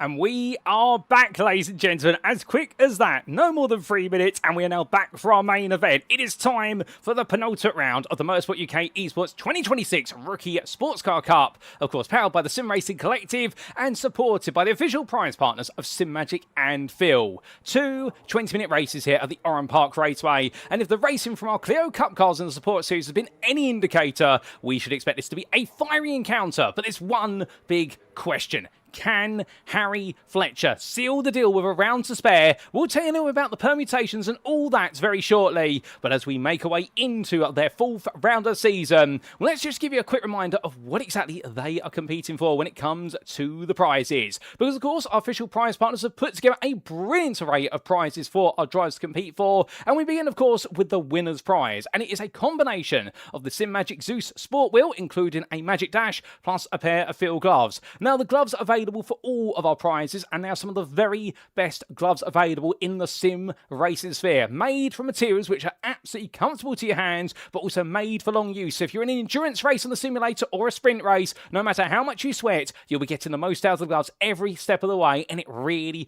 does feel delicate to the touch, and really feels as though it's just you and your hands on the sim steering wheel, when in reality you've got Phil's wonderful gloves there, making and bridging the gap. But meanwhile, when it comes to that Simagic Zeus Sport Wheel, well, let's talk a little bit more about that rim prize, and which has been added to Simagic's lineup on their website. And the Sport is a perfect choice for road, racing, or rally, offering a dual suede and stitched together leather design. First place takes home the Zeus Sport, coupled with Simagic's new Magic Dash, a touchscreen that mounts to the wheel or your wheelbase, and with full support for SimHub, you can get key data as a driver whilst you race at a glance, like lap deltas, fuel, all without taking your eyes far from the road. As for our runner-up, it will be a Simagic GT Neo wheel plus a pair of field gloves, and that GT Neo wheel should not be underestimated. It's Simagic's most popular wheel for a reason, because it delivers a pro-level feel racers want, full RGB lighting, thumb encoders and silent shifters with a double clutch included as standard, all at a price that punches well above its weight. And as for that 3rd place prize,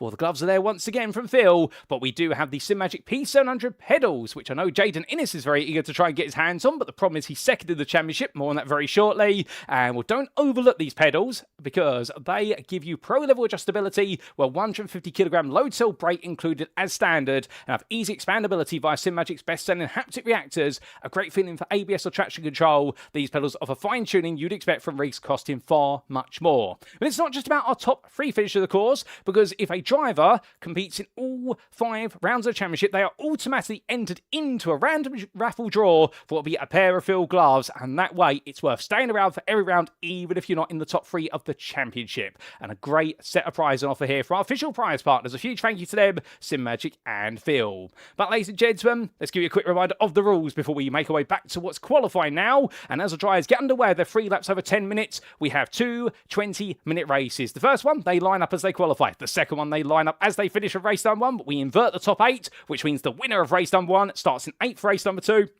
And we continue that inversion down to the 8th place finisher, and they start on pole for race number 2. And those who finished 9th or lower in race number 1, you guessed it right, that's exactly where they start in the 2nd race of the day. Setups are fixed. Everyone has an identical setup on the car. There's one fast repair available should they need it for damage to the car. Alternatively, they may be going to the pit lane if they pick up 15 or more instant points for a drive-through penalty. Hopefully not. And our starts are standing as per usual. But just like that, let's make our way back to circuit side. And as we do, well, let's take a quick look at the standings coming into this round championship-wise.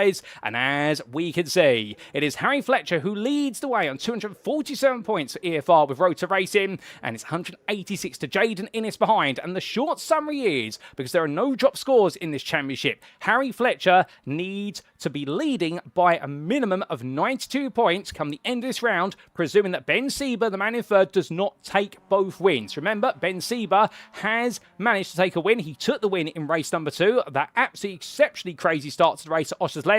Harry Fletcher got caught up in it, but not Ben Sieber. And if Sieber was to win all 4 races, including the 2 today and the 2 at Oran Park, and Fletcher was not able to score more than 92 points, Sieber could in theory take the crown, or if they were tied, it would then come to a tie break based on the next set of finishing positions. And on that basis, we would have to wait and see what would happen. So Fletcher just needs 92 points in today, and for Ben Sieber not to win both races, or if Fletcher wants to get the job done without question, he needs 93 or more points, and he will get this done. done, and we will be keeping you apprised of how he goes as the day of racing goes on. But Ben Sieber sits in third, just behind Jaden Innes by the best part of 11 points, and it's a sizable 35-point gap back to Connor Spruce, the privateer, who right now knows that he's got some work to do as well, and the challenge for him is going to be to try and make sure they can stay within touch of the top three, because the top three are definitely breaking away. Max Veron sits in fifth there, the Sim It Esports racing team driver, who's definitely had his highs and also had his lows. But right now he's trying to ride the high of what's been some podium performances in recent rounds, and can he make his way into the top three?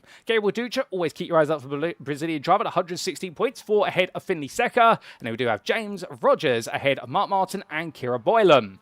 Outside the top 10, Thomas Stephen, the man who's had more bad luck than most. I don't know how many black cats have walked across the circuit before he went onto it, but he's definitely found bad luck this season. He's only 2 points ahead of John Shorter. And then we do have Kurt Fawcett, Richard Revins, and Anton Gabrowski who lead to that top 15. Kelvin Woodhead sits in 16th ahead of Craig McCracken. Then it's Richie Holder ahead of Matthew Shade and Harry North who complete your top 20. And outside that top 20, not to be forgot about, on 0 points alongside North, it's Lee Rootley, Beavis Lau, Lee Barry Allen, and Dave Young. But those are the standings, ladies and gentlemen. And, well, the night is not quite as young as it used to be, as we are in this qualifying session now. And 5 minutes to go, our drivers all started to make their way onto their final flying laps. And right now, well, you guessed who might be on pole provisionally. It is none other than Harry Fletcher as he makes his way on around. And points available, of course, for every part of the race day, whether it be in qualifying or the race itself. And that's why he wants that pole position. He, of course, has taken every pole position so far this season from qualifying. Last time out at Oschersleben, it was 3/4 of a second. And, well, he wanted to be a second quicker, but he didn't have as much time to practice because he'd come hot off the heels of what was the 24 Hours of Spa on the official iRacing platform. So Fletcher definitely has had a bit more time to practice here today. And, well, right now, in terms of those lap times, it is looking very close between him and Jaden Innes. Innes has definitely pulled out all the stops. He just set his final lap, which is a 15.41, a 15.41, we should say. And right now, Fletcher is 800ths quicker, but this is not the margin that he will be used to. But Fletcher, I think, has been cooking up a special lap here. He's gone purple in the middle sector, and as he makes his way down the start-finish straight, crossing the line, and in the end, what he finds a 15.33. So he has got the fastest of everybody, and then he goes a bit faster, in fact, because that is a 15.08 as our timing chart is updated. And Harry Fletcher, that's going to be provisional pole by 3.5 tenths. And to Jaden Innes. Well, Innes won't have any more time to improve, but understanding he'll feel quite confident because this is the closest that Fletcher has been taken in qualifying. Ben Sieber makes his way across the line. He improves up to 7th place, but that will bring his qualifying session to a close. Connor Spruce is cooling on down, and well, he's currently set for 9th here, unless anybody else improves. We'll have to wait and see what else other drivers can do out there. We do have Thomas Stephen. He's on his final flying lap, and for Thomas Stephen so far, this has got to be the weakest qualifying performance from him all season long. As your number 4 driver makes his way towards the timeline, has not worked out here today. And well, 14th he was, and he goes to 13th then. He does find 3 tenths on that lap. It's a 16.42, but Thomas Stephen there, we normally expect to see him towards the front rows. Down here on the 7th row at the most, that is definitely going against the form for Thomas Stephen. And, well, I wonder whether he's perhaps feeling, given how it's all gone so far this season, where if he started towards the front, it's normally ended up with technical issues or bad luck or a combination of two. Or perhaps he's thinking, if I start further back, no bad luck can strike me and I've got to make my own luck coming through the field. You never know, to be fair. But as Richie Holder makes his way across that timeline, currently last of our drivers, 17th out there. And, well, so it tells me that's not going to be an improvement. No, it's not. And that is his qualifying session done and dusted as he does cool on down. 50 seconds, the last driver out there on a lap at the moment. And as he makes his way around, he's got plenty of time available to get this lap done. So let's jump on board with him here. And well, let's ride aboard a little bit with our MX-5 driver in the number 6. Now, he's currently the full fastest as he makes his way over the Yokohama Bridge. As he comes through that right hand and these sweeping bends here, which are going to be a real test of what will be balancing understeer and oversteer in these front engine rear-wheel drive Mazda MX-5 cars. Remember, all the drive work from the engine is going to the rear wheels. The steering is done on the front wheels. So you're constantly in that battle of trying to turn the car into the corner, but don't get the power down too aggressively to make sure the rear stays settled and the front brings you through. But as he makes his way there through the chicane into his Recaro bend at turn number 12, sharp on the brakes there, about 120 metres from quarter apex down to second gear, and immediately chucks the car out the corner, practically grazing the exit wall. And what's it going to be here for Seco as he makes his way to the line? Does he improve? The answer is going to be no. He stays where he is, and he will stay there on 4th place. Albeit he does improve his lap time, however, a better opening sector, and that is going to be a 15.52 now he puts up there. But that will be the last laps we will see in this qualifying session, I do believe, unless anybody else out there is working some magic. But so at the moment, at least, nobody's finding any more time. With a minute to go there. It's going to be Harry Fletcher, who does seem to take the pole position. And well, that is going to mean initially, well, there's no point available there, but he will be making a point of starting right at the front. And well, as these drivers make their way through, he'll be joined on that front row by Jaden Iddis, with Max Braun and Finley Secker completing the second row. And well, meanwhile, Kelvin Woodhead taking 5th place. This is best qualifying points of the season. And Woodhead did look very impressive, to be fair, at Oschersleben. His most impressive round so far.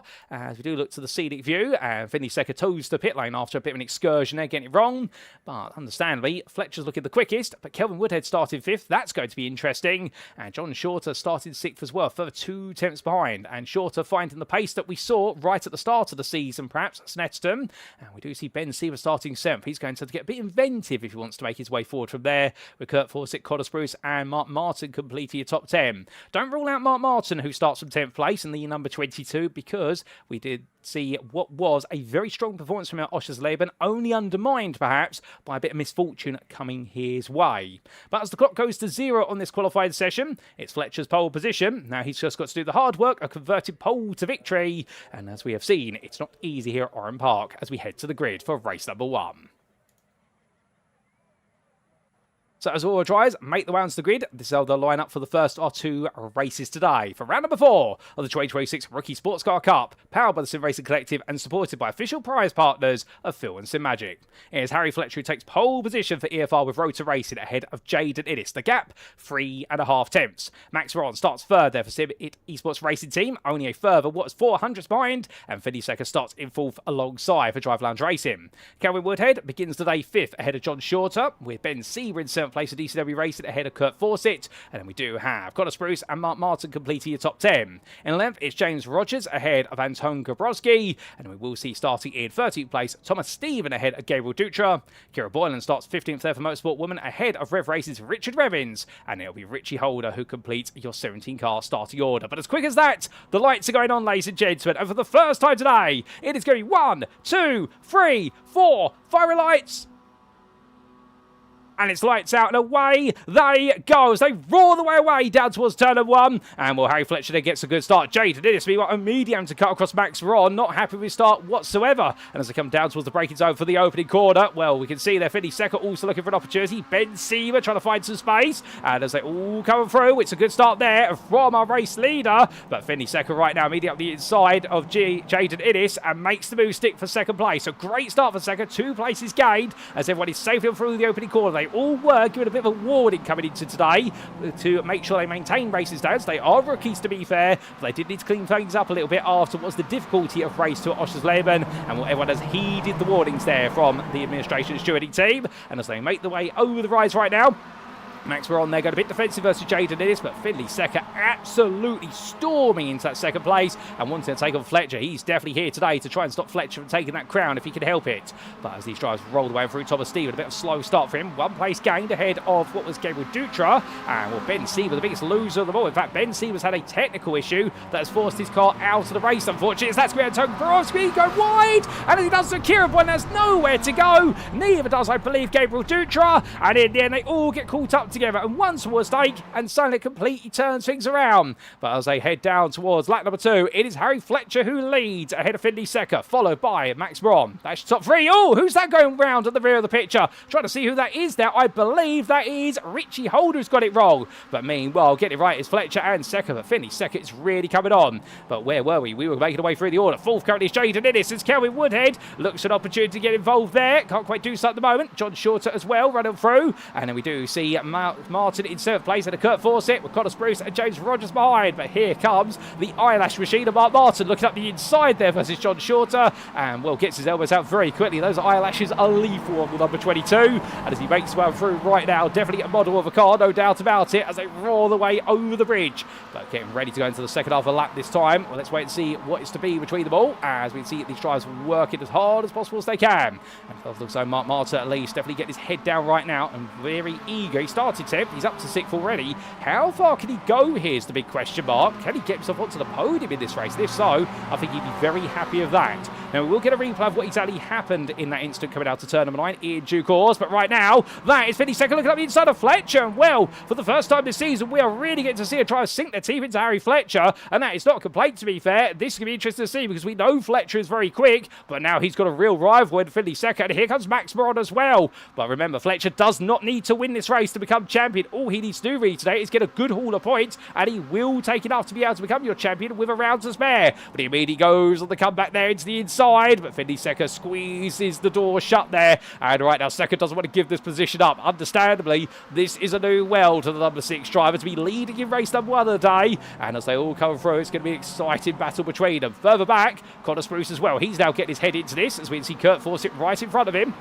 And Fawcett, the Altitude 3M esports driver, I know being coached by the professional esports team. But right now, Connor Spruce, who we ride on board with here, he's definitely keeping close to Fawcett. Both of these drivers have come a long way since the opening round of the season. And that's the wonderful thing about this championship, of course, the fact you will see some drivers. This will be their first ever league they've raced in. And well, come the end of this, they will have gone from being very raw, fresh-faced rookies into, in a way, battle-hardened veterans who found so much pace. Oh, goodness me, as we really lose Connor Spruce to the ether. He comes back. That's internet connectivity on his end, not on yours. You don't need to adjust your TV set there. And as they make the way on through, well, right now, ladies and gentlemen, I'll tell you one thing, Connor Spruce definitely jumping the bit as James Rogers is as well, and Thomas Stephen with him.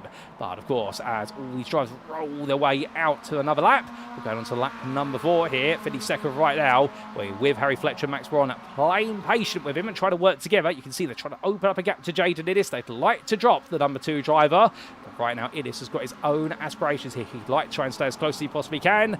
Won't be easy. You can see a little bit of dust there being picked up under braking by a lot of drivers. That's dust that's been blown over by the wind. Oh, and John Short has got around. That's not the wind. Unfortunately, that's the 220 car. Oh, goodness me. And that's going to be none other than, I believe, what is a slam of the brakes of Richard Revins to help let John Short to get himself turned around. A very awkward situation there. Shorter either had to put the car in reverse or trying to get it spun around. And unfortunately, Shorter has a lot of damage to the front of the car as Ben Seamer glides up the inside of it, trying to unlap himself, the DCW Racing driver. They got the car repaired, and John Shorter with the damage is not carried on. I suspect that's going to be a tow to the pit.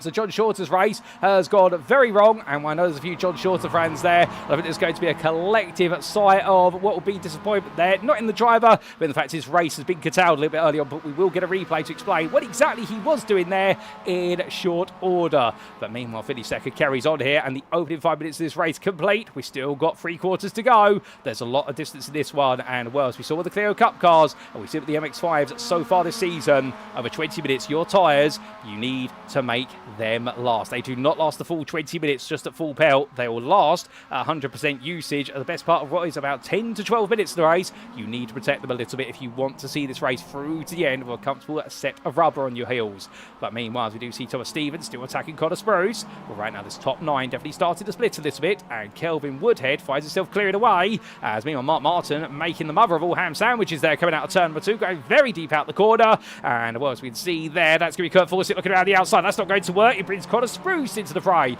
and Spruce then backs out there 9. There's a bigger prize at stake rather than just simply taking 7th place. He wants that siff off of Martin, and therefore does not fight it too hard. So these drivers right now already racing with their heads just as much as they're racing with the throttle pedal. And as they make their way towards the end of this lap, we take a look back at the race start.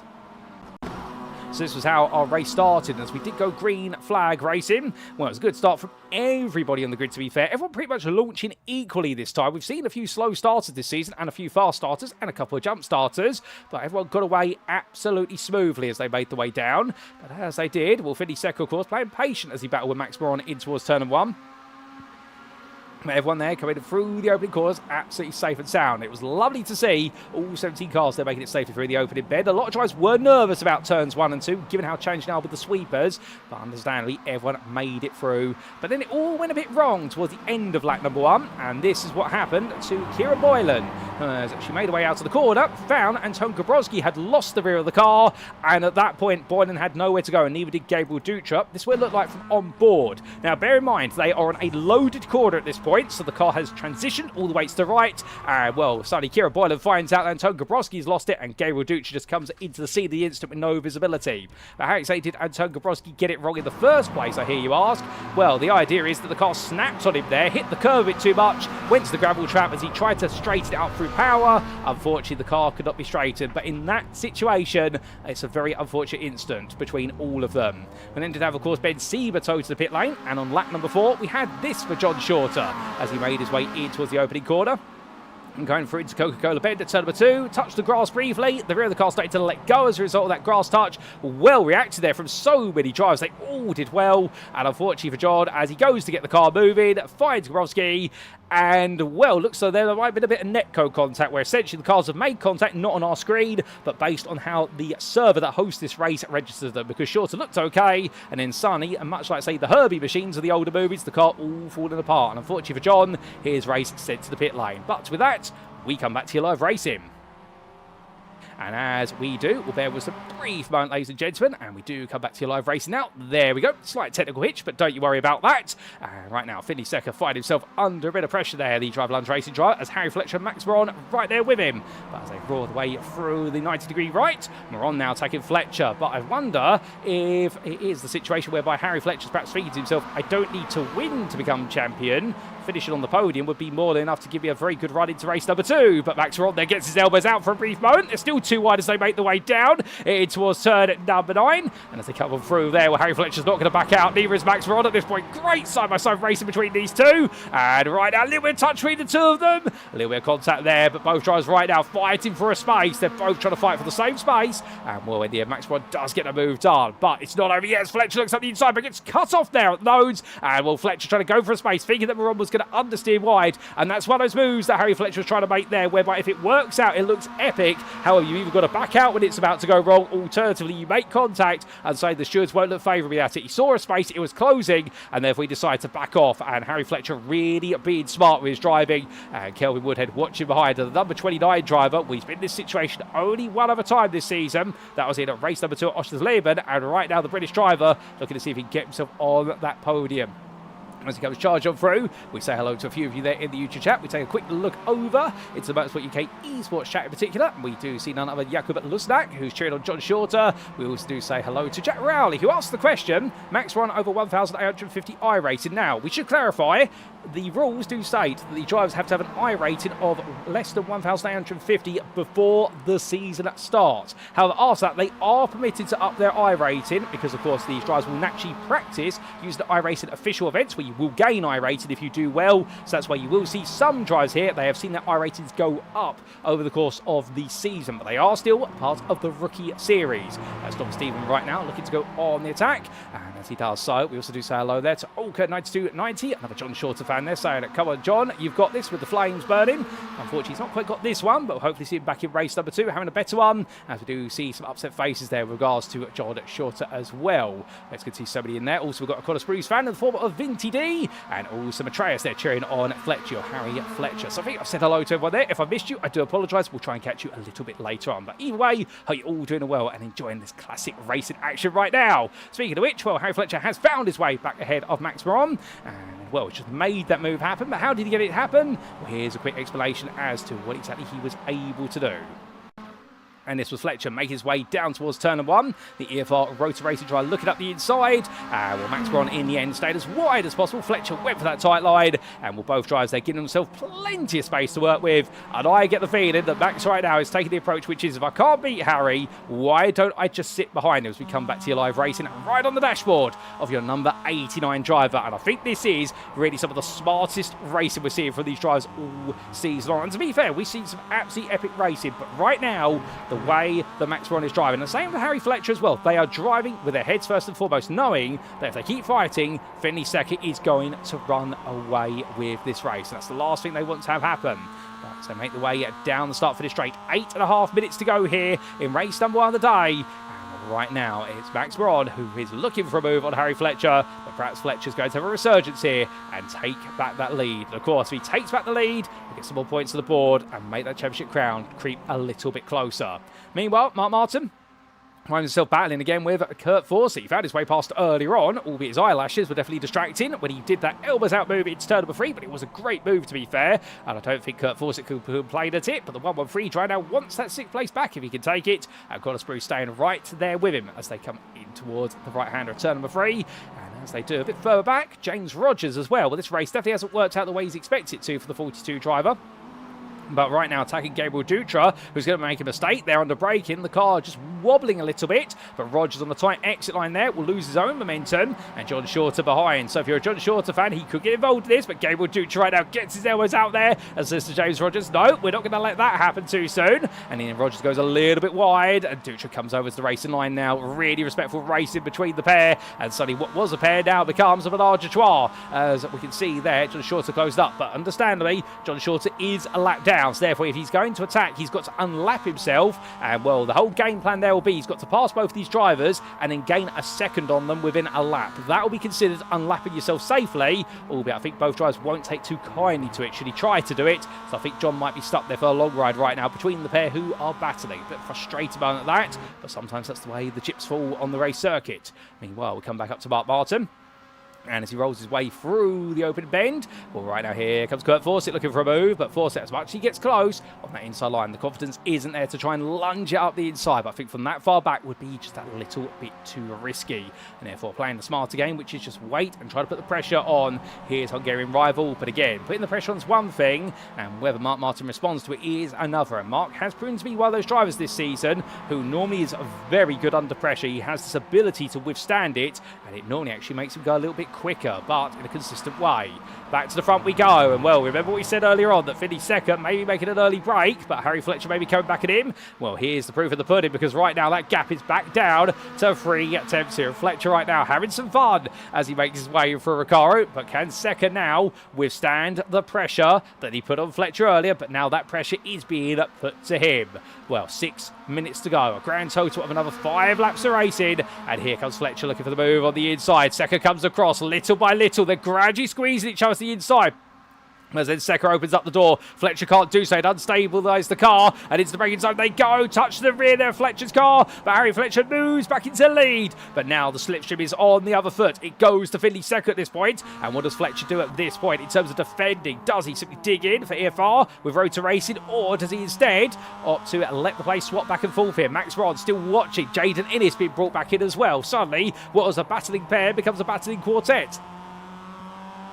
And well, you can understand if Max Rod and Jaden Innes will not want to be wanting to get involved in this too much, and instead what they want to do is just follow it as close as they possibly can for now and see what happens right at the end of the race. Kelvin Woodhead, he's been dropped to 2 seconds back, and right now the slipstream gap is growing. And remember, as soon as you get within two seconds, the toe starts to build, but as soon as you go outside of 2 seconds, the slipstream is negligible. So for Kelvin Woodhead, he's almost been dropped, and in fact, he runs a bit wide there coming through turn number 9. Woodhead has now been dropped to 2.8 seconds. He may have to settle for a lonely 5th place with 9 seconds between him and Mark Martin, who's still been followed by Kurt Forsett and Connor Spruce, albeit Martin making his own break here as Kurt Forsett having to look more rearward rather than forward. But forward we go to the front of the field, and here comes Finley second. Now he's going to go up the inside as they make their way into the dusty line. You can see the dust coming off of the cars, and as they make their way in towards turn of 1, Fletcher on the outside, Secker all in, Fletcher lets it go there, looking back to the inside, trying to see where he can go for a bit of a switchback, and he's going to get it here as they come through. Secker overcooks it into the braking zone of Coca-Cola, now in towards turn number 3. 2 wide they go. Secker on the inside, left of your pitcher. Fletcher on the right of the pitch in the West Ham liveried machine. And that's the West Ham Football Club of London. And we're coming out the corner there. No way through for Fletcher. He's made to wait as Max Ron now thinks, can I get involved a little bit? As you ride aboard with your 3rd place driver, and well, Max has definitely been playing it smart. He's been waiting. Oh, there's a bit of contact to the back of Fletcher's car, and Fletcher does just about catch it. And well, the AFR Road to Racing driver avoiding a huge scare there, and well, that could have been far, far worse. That could have gone to the tyre barrier, and I think there, what it might have been, not 100% certain, I do wonder whether Fletcher perhaps had just missed a shift, and Max Ron there in the rate of closure tapped him on the rear. There was definitely no malice meant there, but Harry Fletcher showed his skill behind the wheel. I want to tell you one thing, if he can catch a car like that, he may well consider going play cricket at some point, because he'd be great as a fielder. If he can catch a car, he can catch a ball. But as he brings that back together, well, 4th place right now, but don't count him out. He's still got 3 laps to go, and I wouldn't be surprised if he's going to be back with those leaders right at the very end. It may be 2 laps to go, to be fair. We are looking very tight to whether we're going to get 3 or 2 laps left. James Rogers, meanwhile, he's still hold off Gabriel Dutra, and we can see that these 2 drivers Well, absolutely pushing each other to the limit. But right now, Gabriel Dutra there looking around the outside, but runs a little bit too wide.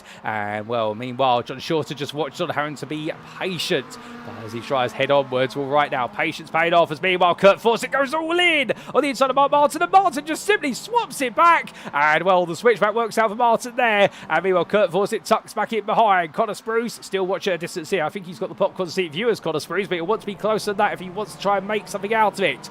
But as we come back to the front of the field, and just a reminder, any incidents that happen between drives, they will be investigated after the round. They don't get investigated live. We don't have a live stewarding team, but there will be investigations after the race is complete. But right now, with 2.5 minutes left to go, I'm looking at my content booth window. I haven't got the white flag ready just as of yet, but Finley Secker right now in the lead. Max Bronn 6 tenths behind. Jaden Innes there with him. And right now, Jaden Innes has been playing a very patient game.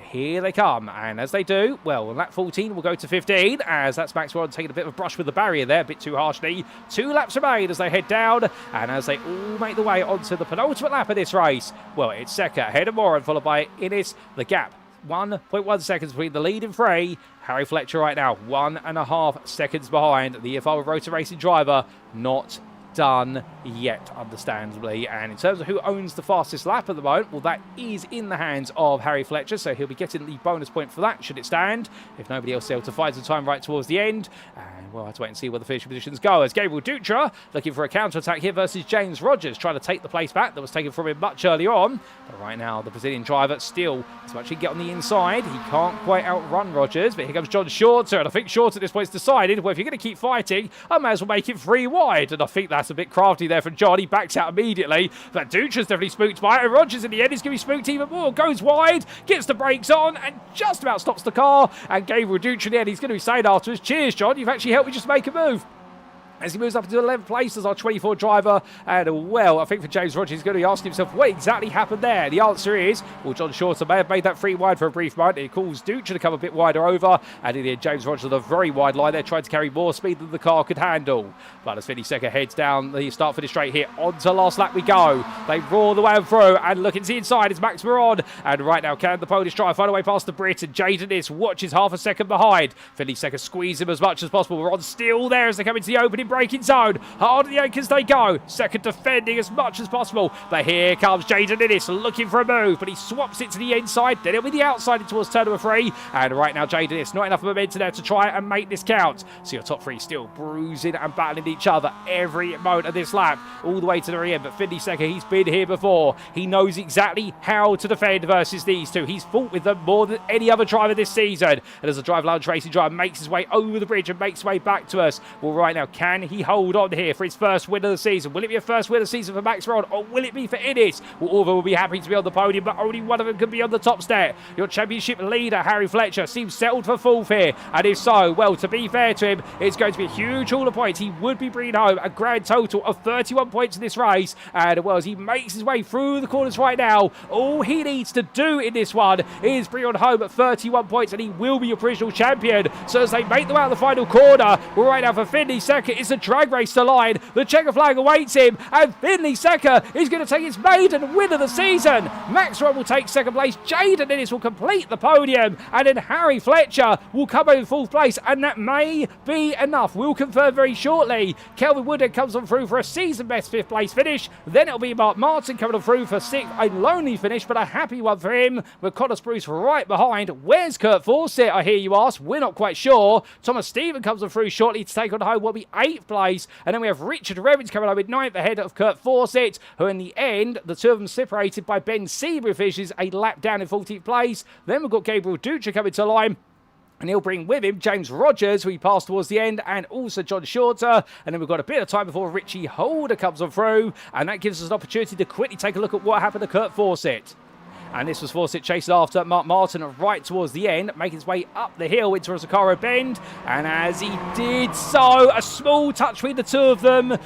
I'm not sure how we call that one, ladies and gentlemen, whether it's a racing incident or not. The stewards will definitely have more camera angles than that, but that explains what happened to Kurt Fawcett. But meanwhile, we do still have Kira Boylan to get to her finish line, albeit a lap down, but give her a round of applause. Give them all a round of applause to see the finish. And will Richie Holder be your last lead lap finish there in 13th place? what a race, no doubt about it. But for Finley Secker, a maiden win. And well, he's wanted a big result today, and he's got it as we look to your scenic pictures. And as we do, well, we do have a 5-minute warm-up now before we do go racing for the second and final time here in our penultimate round of the season at the Oran Park Raceway. And as our drivers all get ready to go once again, well, let's take a look at those results subject to any stewards' inquiries. And here they are.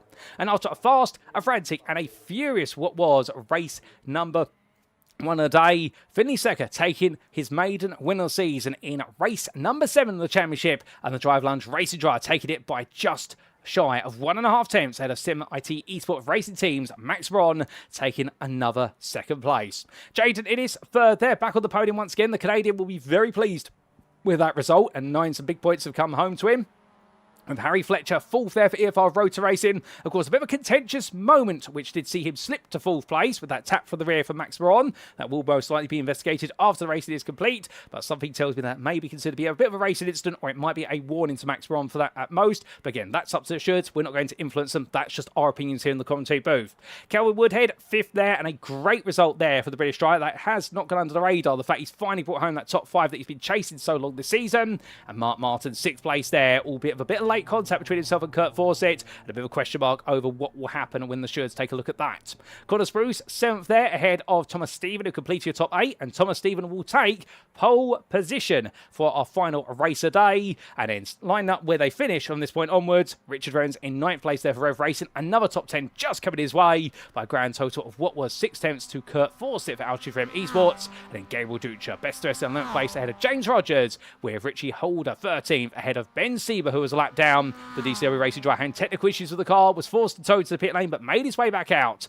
John Shorter as well, a lap down there, that huge amount of damage to the car after that contact with Anton Gabrowski, and Kira Boylan splitting the two in 16th, and sadly for Anton Gabrowski, a non-finish for him. But of course, we've got one more race to come, ladies and gentlemen. That was your first 20-minute race, and coming up shortly will be the top 8 inverted 20-minute race. The feature, if you will, here at the Oran Park Raceway. The circuit no longer present in the world, but preserved on the iRacing simulator platform, and the circuit that was retired for racing with its final ever race being in January of 2010, and now home to a housing estate as part of the suburbs of Sydney, one of the major cities, of course, of Australia. But as the drivers make the way through, and what is this practice session for themselves, this warm-up session, to give you an update with regards to the standings as we emerge out the other side of our first race. Now, we've done the mathematics, and for Harry Fletcher, if he scores 32 or more points in this round, he is guaranteed to be champion. And indeed, it has been a grand total of 31 points he's earned because he took the 4th place in the race, plus also a point for fastest lap as we understand it. However, what you should also point out is the fact that if he does score 31 points in this round, and in the same vein, Ben Sieber does not take both wins, then that would also mean provisionally Harry Fletcher will be your champion. So, it means Harry Fletcher, right now, is your provisional champion with 3 races to spare because he has scored 31 points, and therefore he cannot be called to this point. If he scored 0 points at this point onwards and all 31 points stand, and it went to count back, he would have wins in his favour. But of course, Ben Sieber not taking that win, that is the critical difference. So that's how we've calculated it, but we're not going to sing his praise until we see the checker flag of this second race. And again, they are provisional praises, and it does not rule out the fact we still have a wide open battle for second place in the championship between what will be none other than Ben Sieber, also Jaden Innes, Max Ron, just named 3 drives all in that hunt. And for Harry Fletcher at this point, well, now understandably, he may almost be king, but how big a crown could he wear for the rest of the season based on those provisional points? That is the big question. But as he makes his way onwards, well, meanwhile, we can definitely see what is a few of you there talking about all the racing going on. And, well, Carbis there, a bit shocked of the story of Oran Park. And indeed, Carbis, that's the truth as I understand it. The fact the circuit that was open 64 years before 2010. So you go all the way back there. If my mental mathematics in my head works out today, you'd be going back to what would be 1946, I want to say. Is that right on the maths? No, 1956, I want to say that. No, it would be 1946 because it lasted 64 years. Yep, it has been a long day here at the Continental Booth, and it's getting warm. Opened in 1946, became a formal circuit, I believe, in the early 1950s from my bridge history. And, well, it was demolished, the circuit, in February of 2010 to make way for a set of suburbs or a set of houses in the suburban area of Sydney known as Narellan. And understandably, it's a circuit that's much missed. The home of Australian touring car did host 2 instances of Formula 1 back in the F5000 era of Formula 1, and also host a World Superbike. We're now, of course, hosted at none other than Phillip Island, although there are question marks about that. But there's no question about one thing, ladies and gentlemen, as we make way to the scenic view. It is that we've got another race to come. And here we go then for race number 2.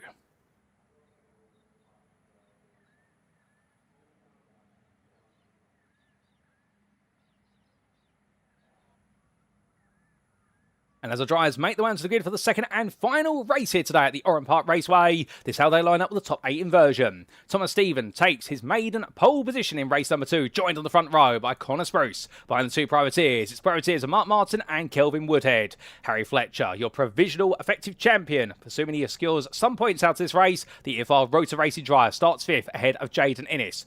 Max Moron and Finley Secker start in 7th and 8th. And then we do have, as they finished race number 1, Richard Revens ahead of Kurt Fawcett. On row number 6, we'll see the pair in there of Gabriel Ducha and James Rogers just outside the top 10. And then starting in 13th, it's Richie Holder ahead of Ben Sieber, with John Shorter and Kira Boylan completing up the final full row of the grid. Row number 8, that's 15th and 16th for them. And Anton Gorowski starting from the rear of the field. He will complete your 17 starting car order. But as they all get ready to go once again, an absolutely exciting race number, no doubt about it. It was a 4-way fight for the win. That in the end, of course, there was a little bit of a rub, but it did go the way of Finley Secker. And can he potentially come on through to make it 2 from 2? Or will we see our what would be our 4th driver to take to the top step this season? We have had what is a grand total of 5 wins for none other than Fletcher. We've had what is a single win for Sieber. We've now had a single win for what is Secker. Will we see a new name up there? Well, we've not got long to go. This gridding process right now is taking the full part of 2 minutes. Gives the world drivers an opportunity to make sure they're all set and comfortable with the cars. And, well, we reckon keep your eyes on Mark Martin. Looks very quick towards the end of the race, even if there was a bit of a question mark on the end of his race with that contact with Kurt Fawcett. But definitely he's got some pace in the car. And also for Thomas Stephen, this is the second time this season he finds himself with no cars technically in front of him in terms of where he starts to the grid. Can he, and like at Stetson, finally bring this home and bring home a landmark result? Well, for that and more, here we go, ladies and gentlemen, because the clock for the gridding procedure comes to 0, and as it does so, here come the lights. And for the final time today, it is going to be a grand total of 5 lights. And out they go, and away we go for the second time today as Thomas Stephen gets a good start. But Connor Spruce alongside him has an even quicker start by comparison. Mark Martin tries to get between the two of them, but it's not going to work out as the door shuts. But you can see that Harry Fletcher immediately carried off the inside there versus Jaden Innes as they all barrel their way towards turn number 1. The field comes on through. Ben Sieber there fights up the inside, taking on James Rogers and Richie Holder, successfully doing a double pass there as they all queue their way in towards Coca-Cola Bend. And as they come on through, well, 2 by 2 many of our drivers go, but your race leader there, Thomas Stephen, right now holding his ground as Connor Spruce gets very close, and a bit of contact there that opens up the doorway for Mark Martin, and Martin is in to lead. Smart opportunism there for the Hungarian driver, and well, a bit of contact from Spruce to Stephen, just upset the balance of Stephen's car, and as they make the way out to turn number 4, well, Fletcher right now on a mission as Finley second, Jaden is square off behind him. Well, it's going to be second on the inside versus the Canadian driver. He'll take that place very quickly, and Jaden is falls down to 8th place, but as they all now go line astern, you can't really go too wide at this point as you're both willing to back off entirely, and we can expect plenty more fighters. John Shorter, remember, he's got to try and find his way through the field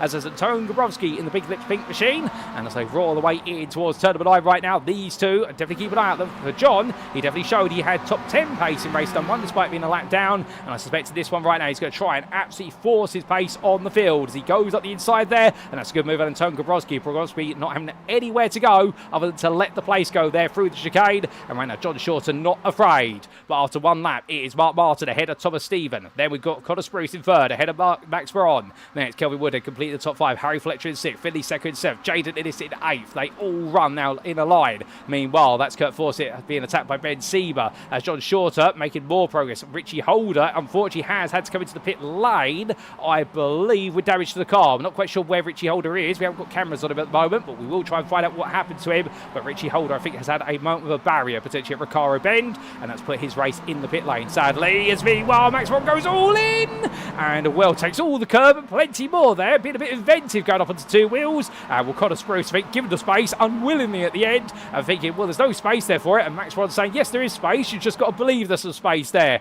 As we got Kelvin Woodhead now watches this, but this means your top two are starting to pull away a little bit, as Ron now will try to compose himself and indeed compose this field. As they come through the corners, we do say hello there to Shweppy in the Sim Racing Collective YouTube chat. And, well, he's enjoying the commentary. And thank you, good sir, as me. Whoa. Oh, what's that? That is Thomas Stephen going very slowly. What's happened to Thomas Stephen? I don't believe it. The man just cannot get a break. And as he makes out the corner right now, well, we'll have to try and get a replay because he's suddenly drops all the way from being towards the front down towards 7th place. If I had to guess, he's probably been elbowed out a little bit. I made a mistake over returns 10 and 11. He's had to back off the throttle entirely to control the car. But meanwhile, not backing out right now is Kelvin Woodhead here as he tries to hold off Connor Spruce, and will Spruce on his inside. Spruce really cuts in the opening apex, and when he gets into gear as Harry Fletcher comes barreling in on the inside, and when the end a bit of elbows out there, 52nd makes it 3 wide. Surely they're not going to go 3 wide this early on. Car out of the rear of the picture. That's Kurt Fawcett who's gone for a spin, but right now we stay transfixed to the barrier. Second swaps back to the inside, contact with Woodhead, and Fletcher tries to go around the outside, and there's contact between the two of them, and for Harry Fletcher will race number 2 like Oshers Lehman. Right now getting caught up in an instant, not his fault necessarily, but the damage has been done to his car. He's dropped to 9th place here. Now, does he just carry on at this point and just make sure he banks the points? I'm sure he's done the mathematics coming into this round and knows all he needs to do is get 32 points or more from this round. He's got 31 already provisionally, and it will be a job done. But right now, Harry Fletcher, I don't think he's done as he gets caught on the side of the car there of, I believe, that's going to be none other than Richard Revins. Revins carries on, and Harry Fletcher does go spinning around. And Fletcher right now, understandably, I think frustration a bit palpable there for our provisional championship leader. And, well, right now he's just got to try and get his head down and carry on here. Doesn't need to risk anything. But meanwhile, John Shorter continues to ascend, just passing James Rogers now for 11th place. Shorter on a mission. He's making his way up the order, and as all these drivers make their way down the straight right now, well, I understand there's a long way to go in this race, and everybody's definitely going to be finding out very soon that as hard as they want to push early on, well, certainly the tyres are going to come back communicating to them at the end of the race that right now they have been overworked. So that's the problem that our drivers will have to deal with, the fact they don't want to push too hard for too long. But as it's getting a bit clumsy out there, says Rich down to 0, and indeed, to be fair, I think some drivers, they're just getting their elbows out a little bit in the Australian heat. Well, meanwhile, Connor Spruce makes way out the inside. Of course, all of our rookie drivers here, well, they'll always be given advice. They are involved in any instance. Our stewards don't just tell them the penalties they get, but also give them advice as to what they can do better. And, well, it's not just simple logic as don't make contact. It's always breaking down as to why they've been considered to have done something wrong and what they can do to work around the issue. And that's how the rookies go from being rookies to amateurs to one day potentially becoming future pros in the sim racing scene. But as Ben Seaver right now, definitely looking to move forward, racing for a team, DCW Racing, that was formed the best part of, I believe, I want to say 6 years ago in the COVID lockdown era, and it was originally a group of friends that has now evolved into a huge friend group all the way over the United Kingdom, and they do regularly meet up on an annual basis. Well, right now the number 26 driver here definitely looking to try and do his friends at the DCW team proud, and he's come all the way through from 14th to 6th so far, and we know Seaver's got podium pace. He's picked up a couple of podiums this season and a win as well. But right now, how far can he go in this one, given the fact he's making haste, and with it, he could be getting some more points in the bag. Well, further behind, Thomas Stephen, after getting the car back together, sits in a bit of an isolated 7th place at the moment. But the big question is, what exactly happened to him? And indeed, we've had a few big incidents in this race, and therefore, what we're going to do, we're going to make a bit of a trip back in time, but not before we find out what's happened to Jaden Innes there, and he's had a bit of a moment coming through turn number 2, and in fact, Steve was now in the 5th place. Innes going wide, we believe, at turn number 2 there, and losing out. So Innes making an error, and indeed, a few drivers making errors now. As we also do have John Shorter into the pit lane. I'm not quite sure what's happened to Shorter's race, but we can fit in all those questions as more as we do go back in time. So we begin with what happened to Richie Holder. This was going on to lap number 2, and the car was already in pieces there. The front end of it in a lot of damage, and we're having to park the car up just like that. So we don't quite know what's happened to Richie Holder, other than I suspect he's hit the barrier coming out of Recaro corner, and that's led to the damage. And then we had this for Anton Gabrovski. It was only a little bit later on, coming out of turn number 3, went wide to the grass, and as he did so, went to turn number 4, went onto the brakes, and the rear of the car snapped one way. He tried to counter-steer it and overcorrected it in the end, but carried on afterwards. We then did have a bit of a moment for Thomas Stephen, And this was Thomas Stephen at the time, chased after Mark Martin. This was for the lead of the race. And this is where Stevens made an error of some description. And he went very wide there coming out to turn number 9. That explains it. That explains why he had to give up so much time. That would have been considered off track. And it would have been a track limits violation where he would have to give him time back. And by the time he rejoined, was absolutely swarmed there by a number of MX-5s, which you'd think was like a pack of bees. But as he got himself back up to speed, we had this for Kurt Fawcett on lap number 3. And this was Fawcett battling at the time with Richard Revins. As he made his way into that braking zone, the Altitude Frame Esports driver attacking. Into the corner he went, came in a bit too hot, and I think downshifted prematurely and spun the rear wheels up there as he went from 3rd to 2nd. So it went round for him, and then a bit later on the same lap, we had this free wide between Woodhead, Fletcher, and also Secker. Secker in the middle. We'll swap to the inside here. So as Secker went all in, a bit of a tap there to the rear right quarter of Woodhead, and Harry Fletcher tried to go around the outside, but unfortunately when you're in that situation, you're going to be collected, and Kelvin Woodhead, well, the biggest loser out of all that, understandably. But it wasn't over for Kurt Fawcett's misery on lap number 3. The car had gone for a spin at turn number 3, and this is where we do see the final bit of footage. And I think in the end, as he made his way through the corner, deciding to park the car because it had some damage to it. But with that, we also did see this for John Shorter. And this was Shorter make his way through. And the Pro Team right now made his way through turn 1 into 2. Carried on a bit too much speed. He tried to get it stopped.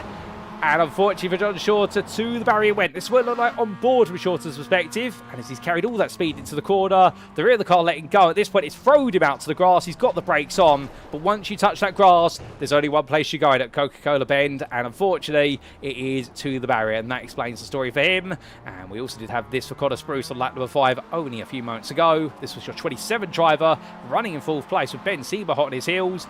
Made his way towards turn number 9 and went a bit too wide there on entry, and the rear of the car letting go. Ben Sieber doing very well to react there, and Spruce going around, but he is back racing. But with that, we go back to your live racing, ladies and gentlemen, and in good time as well, because Richard Revins and Harry Fletcher still fighting. And Fletcher right now keeping his head on down as they roar the way through. Now, we do actually have an update from Kurt Fawcett in the YouTube chat, K Fawcett Racing, but just before we come to that was Harry Fletcher trying to go for a daring move up the inside of Richard Revins. He's really trying to tease out these moves right now, and understanding for Fletcher, when he gain those places, quicker rather than slower. But in terms of an update from Kevin Fawcett Racing, or Kurt Fawcett Race, I should say, saying my wheel broke when all light and shifters stopped working. Well, very sorry to hear that, Kurt, and that's not the way anybody wants to end the race, and indeed an expensive way to end the race as well. Hopefully you can get that fixed. Indeed, you've been a big star out there over the course of the season, including today, and hopefully you can get to the bottom of that before the season finale. Got our fingers crossed for you straight away, because it wouldn't quite be the same if we don't have the Altitude 3M car there. As meanwhile, Harry Fletcher up the inside of Richard Revins, taking that 9th place. Making that work out, and we'll say roar the way on through. Well, right now, the number 66 driver here definitely keeping his head down, and the EFR Rotor Racing driver, I think, trying to pick up these places one by one. We'll pick up Thomas Stephen there, who makes an absolute mountain out of a corner in terms of turn 3. Ran a little bit too wide, and will collect the car together, goes to rejoin, but toes to pit lane there. I wonder if something on that car for Thomas Stephen has broken, and well, I wonder if it's where he's clipped a curb potentially. You can break these cars by clipping curves aggressively or at the wrong angle. Indeed, that's the thing on iRacing as well. It does model curb strikes. As meanwhile, Finley Secker tries to strike for a position rather than the curb as he looks at the inside of Max Veron, but that's not going to work out there for lead of the race as we go into the second half.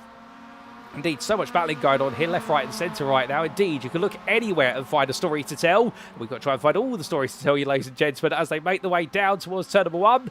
And as they do, Philly second right now, definitely trying to make it 2 from 2 as he goes all the way on the inside. And Max Veron did not expect that to happen. A bit of contact between the two of them. Well, the Max Veron definitely being lifted up onto 3 wheels for a brief moment. And well, it's 4-wheel racing rather than 3-wheel. He is not going to be a tricycle at this point. Although, understandably, I think the way the car bounced around, he'll feel as though it was a tricycle for a brief moment as Mark Martin watches on from behind. But these two absolutely fighting as much as possible. Second trying to go around the outside again. And will be elbowed out there. Max Veron going to try to hold that position as best he possibly can, but neither one wants to give up. And Max Veron right now digging in here for the lead. A brilliant battle between them, but only one can take the victory come at the very end of it.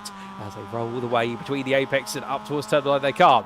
Second, we know, can win races. He won the first race here today. And well, that's not to be sarcastic or smart. It's just a simple fact. He's been absolutely galvanised by what is that win in race number 1. You can see it, the body language of the driver right now. He's absolutely fried himself at these corners. He goes all the way out the inside. And Maxwell goes to turn in there. Finley Secker right now. This is the Finley Secker we saw at the start of the season. He is back. He left Oschersleben feeling absolutely dismayed at what had happened in Germany, saying his chances of top 3 were completely over. And right now, this is a very different man here today. But here comes Mark Martin looking at the inside. There's Secker going to back out. No, he's going to fight it on the outside, but he does touch the grass. Can he get it stopped in time? He can, but Mark Martin right now proving if you give him an inch, he's going to try and take a mile as they head up towards turn number 3. And right now, the leading trio here fight each other absolutely on the limit. As meanwhile, further back, Gabriel Ducha finding now he's got to try and hold on to. A car's been pushed to the limits by Harry Fletcher, and Kira Boylan just in front. And Boylan could be on course for a top 5 here if she's able to keep this together. Well, I think she'll be on course for her best result of the season in the number 14 here in Australia. And we'll never say never, to be fair. She's been pushing towards the top 5 this season. She's had quite a bit of bad luck, particularly in the first race today, and more so her feature races have typically seen her have better fortune. But right now, a huge haul of points could be coming to her at an important time as well. But coming all through the corners right now. And we're understanding for Boylan, all she's got to do here is keep her head down. And that's the hard part. When you see a long queue of cars behind you and you are the lead car in that queue, it's very easy to get that mental pressure on you, whereby you start thinking more about the cars behind it, you start driving slower by default. But right now, going defensive there into the chicane. And that's the exact line she needs to do. Just simply put herself right in the middle of the road and say to drivers behind, and where are you going to go?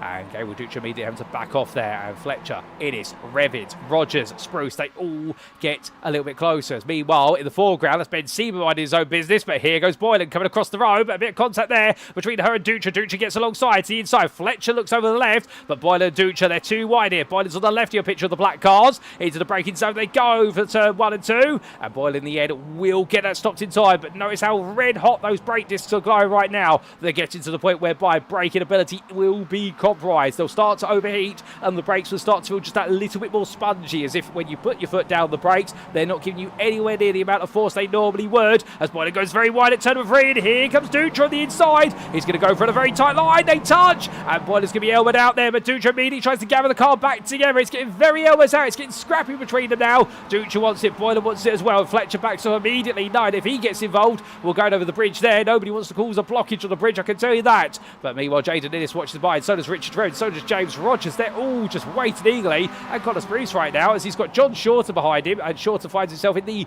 familiar sounding position of being a lap down on the back of a huge battling pack.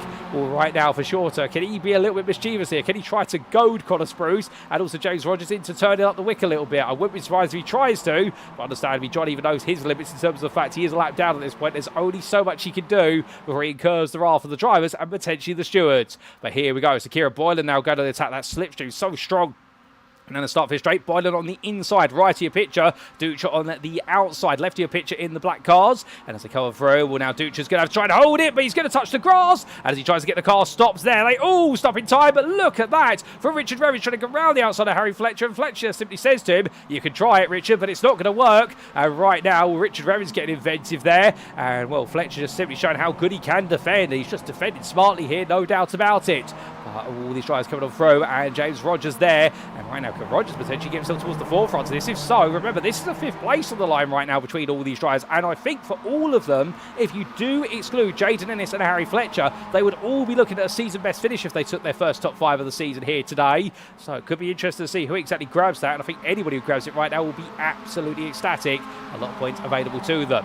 Sadly, we have lost the car of Thomas Stephen and the car of Kurt Fawcett. Fawcett, of course, tuned in right now and gave us that update. And we do really feel for him. And, well, if Thomas is tuning in right now, as in Thomas Stephen, well, I'm sure some good luck's got to come his way at some point. He's just had no luck this season whatsoever. But we come from the middle pack battle to the very front of the field. And right now, Max Moron still hold off Finley Secker. And Mark Martin looking for a move instead.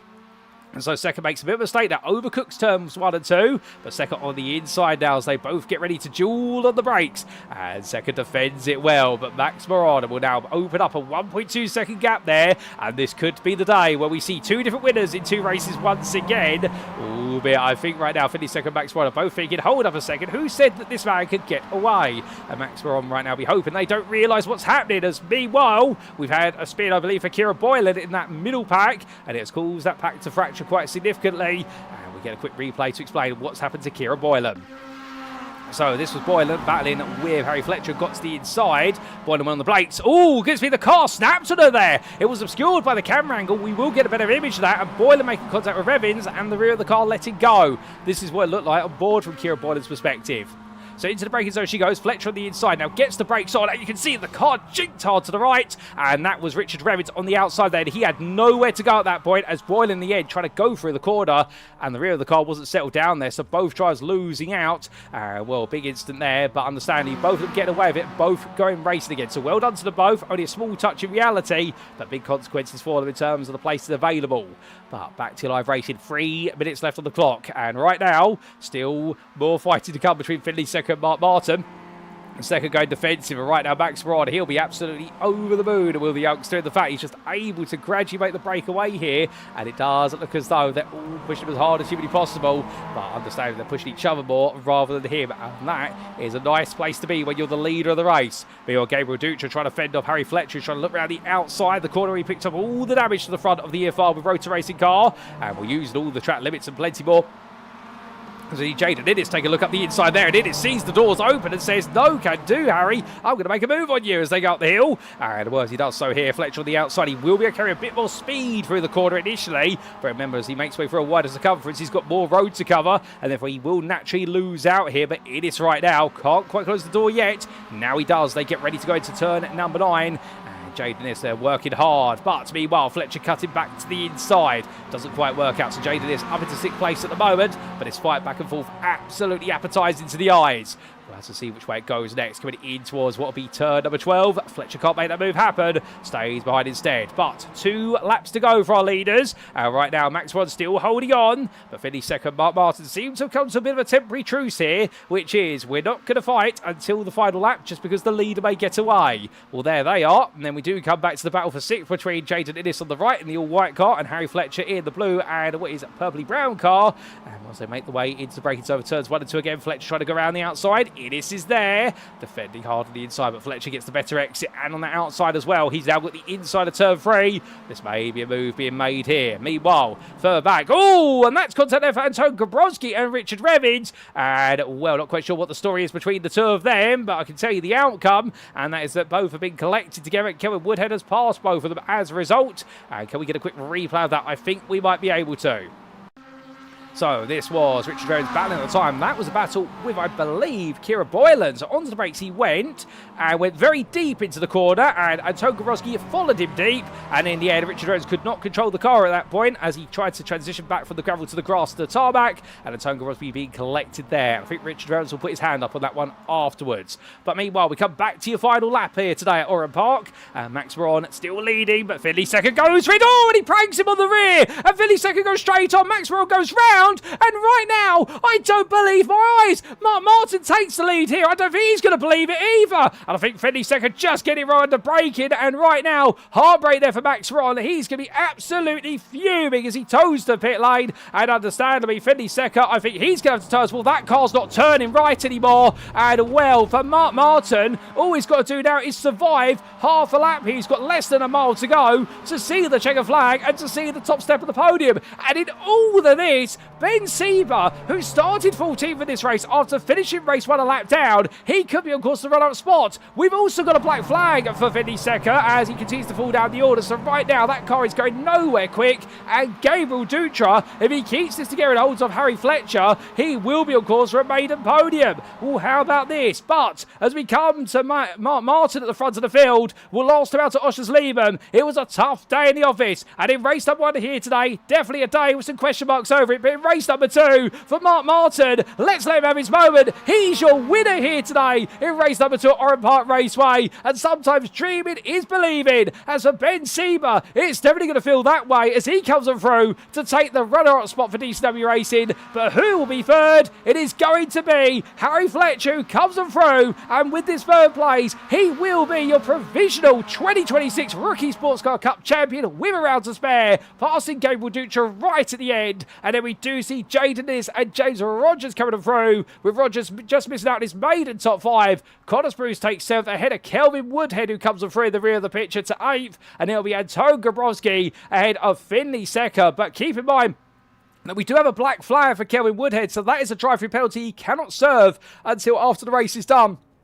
So therefore, it will add about 40 seconds onto his post-race time. And, well, we'll have to wait and see what happens there with finishing positions, as our drivers all cool and calm them down. But goodness me, ladies and gentlemen, we also had John Shorter finish in 12th place behind Richard Revens, who was best of the rest. And then we do see Richie Older in 13th place. But for Harry Fletcher, well, right now, I think taking a deep breath there, as we do see the car of Finley Secker parking up alongside. But what a conclusion to the race, no doubt about it. And how Harry Fletcher found his way past Gabriel Dutra, we look at this first before we do bring you the provisional results. And this was their battle into the last couple of corners. And Fletcher had already found his way through, in fact. So where had he made the move happen? And the answer is, it was making his way through turn 7 into 8. In fact, going into turn 9, he went for the move here.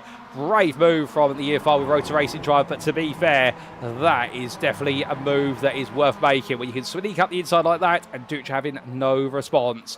But what a race. What a conclusion, no doubt about it, as we look back to your live circuit side pictures. And with it, let's bring you those results, subject to any stewards' inquiries. And here they are as they come up on screen.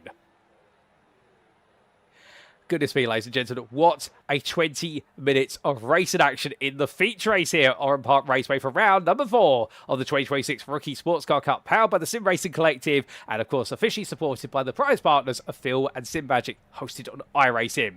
And as we can see, Mark Martin taking his maiden win of the season in a surprise ending, with Finley Secker and Max Bronner coming into contact into the opening corners of the final lap. And in the end, the path just opened up for Mark Martin, and well, he was never going to say no to that.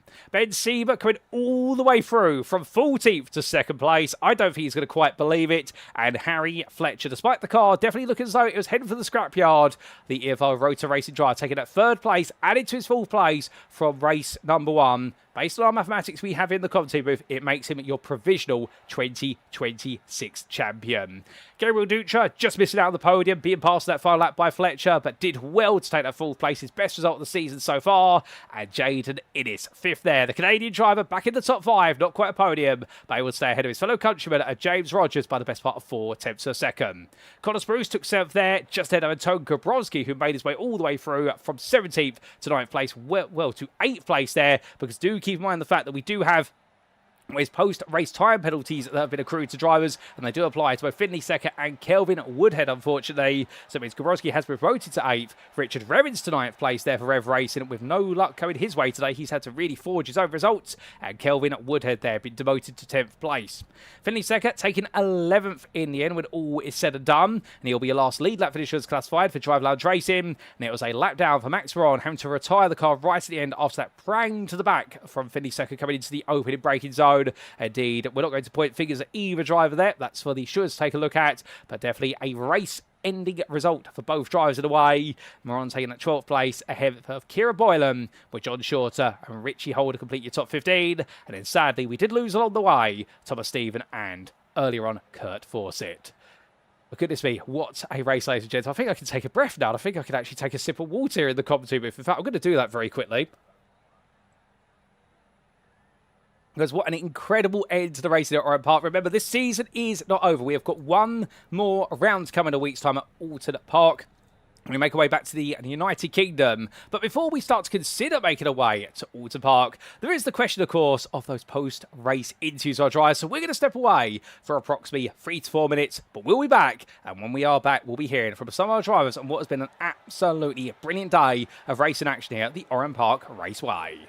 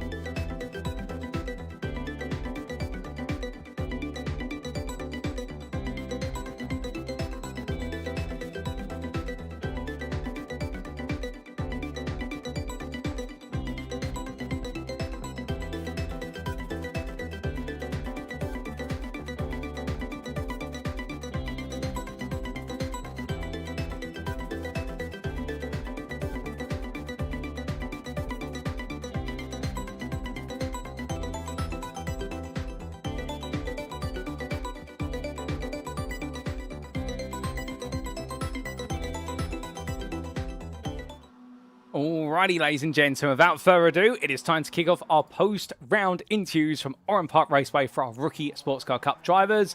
And we're going to be kicking off with none other than what will be Mark Martin. And indeed, what a day it has been for him as he joins me now in the interview room. Mark, good evening to you. Your maiden win has come, but what a way to achieve the win. I bet you don't believe it.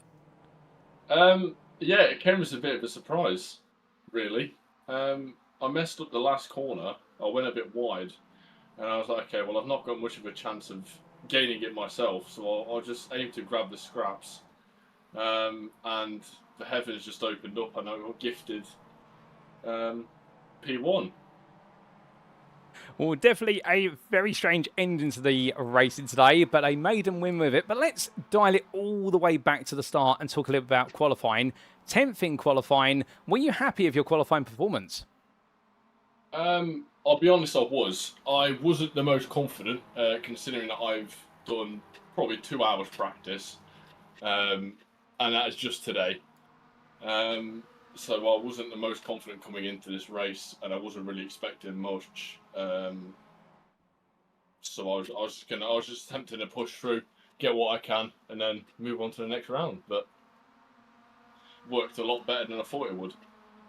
Oh, 100%. And as we saw, going from qualifying to race 1, you did seem to have more and more pace coming to you naturally as the race went on. Did it feel that way? Because your lap times started off a little bit behind the pace, but suddenly towards the end of the race, you were flying.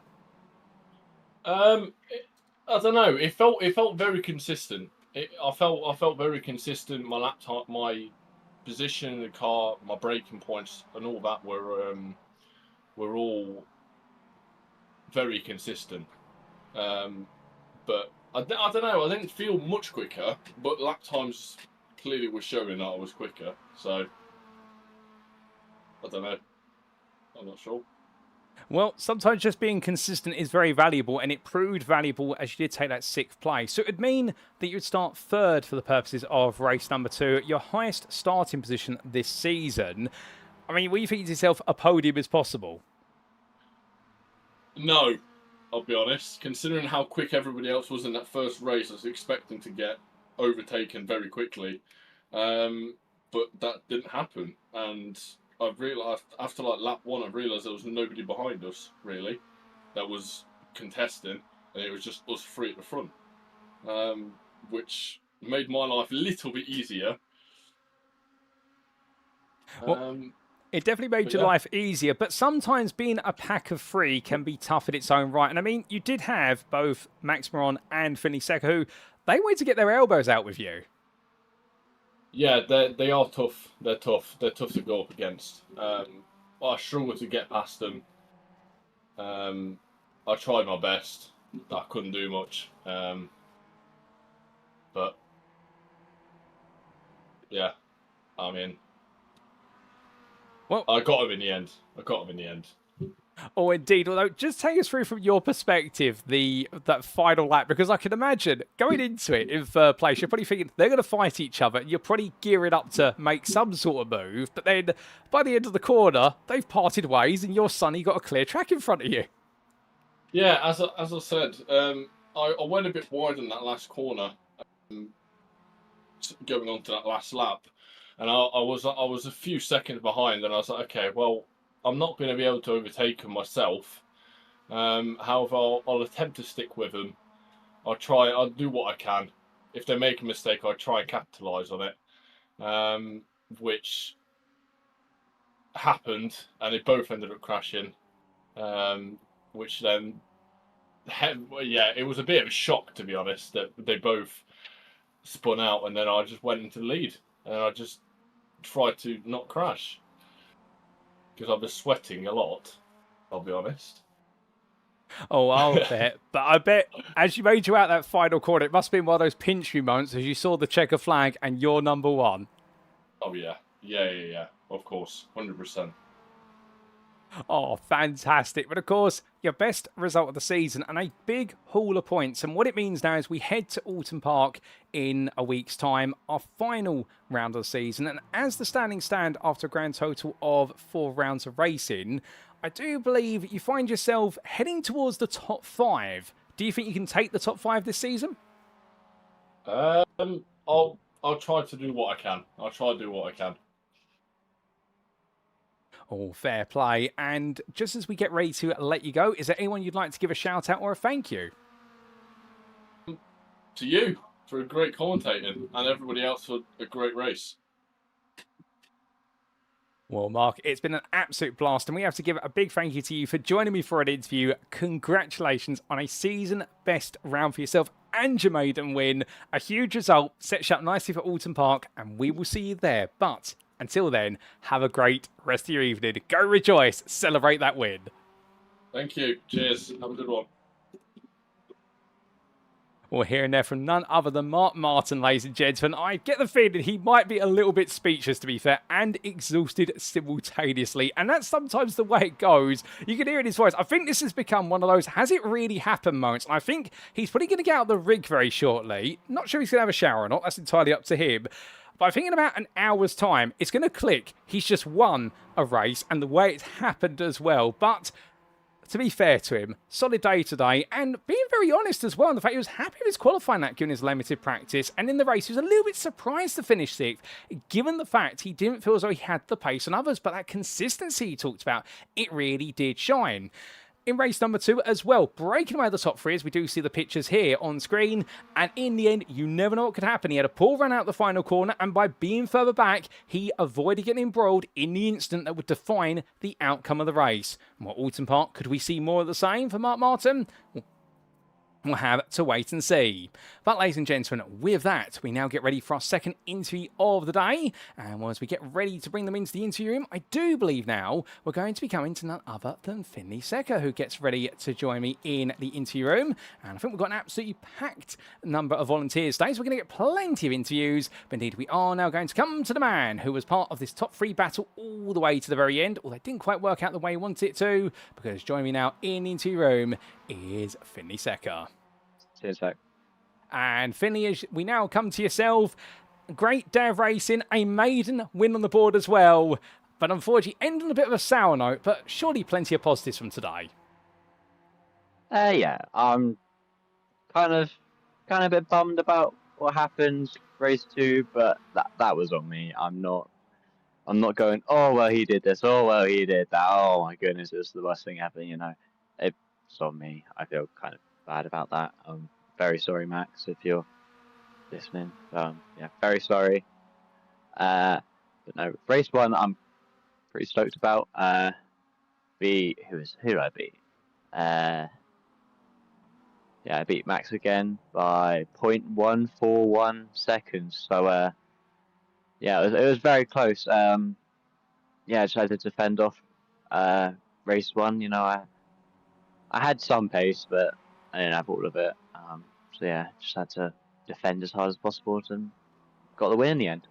I mean, I have to jump in here because you've gone from a man who I think we can openly admit, leaving Osh's Leben, you were feeling quite down about what happened, to a bit of a giant slayer in the first race at Oran Park. I mean, you didn't just hold off Max Ron, but you also held off Harry Fletcher for several laps. I mean, that mustn't have been easy. I don't know what happened with Harry because I was talking to him before the race and he was a good half a second quicker. And yeah, I don't know what happened with Harry because I was just able to get in front on the last corner. I think he broke really early, and then I was able to just stay ahead. He didn't have the pace that I thought he would have to stick his nose in. So yeah, I'm not sure what happened with Harry. Yeah, I'll have to go back in the replay and see what happened. But yeah, that was pretty fun. Yeah, just stay in front of Harry, stay in front of Max in race 1. Just yeah, got some great points. I think with the terrible races I had last week, I think this is definitely great to have a win. Oh, 100%. And off of the back of that, we did see you, to be fair, have a brilliant race-long battle for at least a spot on the podium in race number 2, if not the win. I mean, before we come on to the instant, just take us through what it was like, because the three of you have broken away. You're constantly swapping positions back and forth, but there's always that question of who's going to be the leader. Yeah, I don't remember who third was, but the blue car. They were being super aggressive on the braking, you know, like barging the way through a couple times. But it was fun. It was so much fun. Yeah, it was just, I caught up to them like 10 minutes ago, I think, past the blue car, and was able to just stay in that second position. Then they censored I'd be inside a couple of times. I finished them off, and I think probably their tyres must have gone, because they dropped some pace and they were a couple seconds back, and yeah, I was able to just keep up with Max, and on the last lap I followed it into turn 2. Oh, it was unfortunate what happened on the final lap, and we do know, of course, no malice meant by that. It is going to happen when you're racing this close, and you're learning as you go. One to learn from, but you've got one more round, you've got your first win on the board, and it's a home circuit, it's Oran Park, so surely more podiums coming in the season finale. Fingers crossed, you know. I want some of that Simagic gear, because let's just say mine's not the best.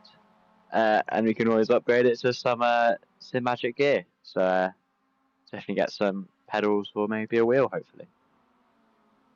Oh, fantastic. I'm loving the fighting talk already, wanting to chase that spot on the championship podium. Well, Finley, just before we do let you go, is there anyone you'd like to give a mention or a shout out to on the broadcast? Big shout out to Drive Down Racing. I've had not that much practice. I've been away for a couple of days, so got back about dinner time, and just got straight on the sim and haven't been off since. They've gone through data, Gary 61, and literally found me about a second today, and it's been great having Drive Down Racing. Yeah, and then family, you know, they're one of my massive supporter of me, you know, helping me with like food and stuff, you know. Always got to have your McDonald's. McDonald's is always good. Yeah, they've always been helping me along the way, so yeah.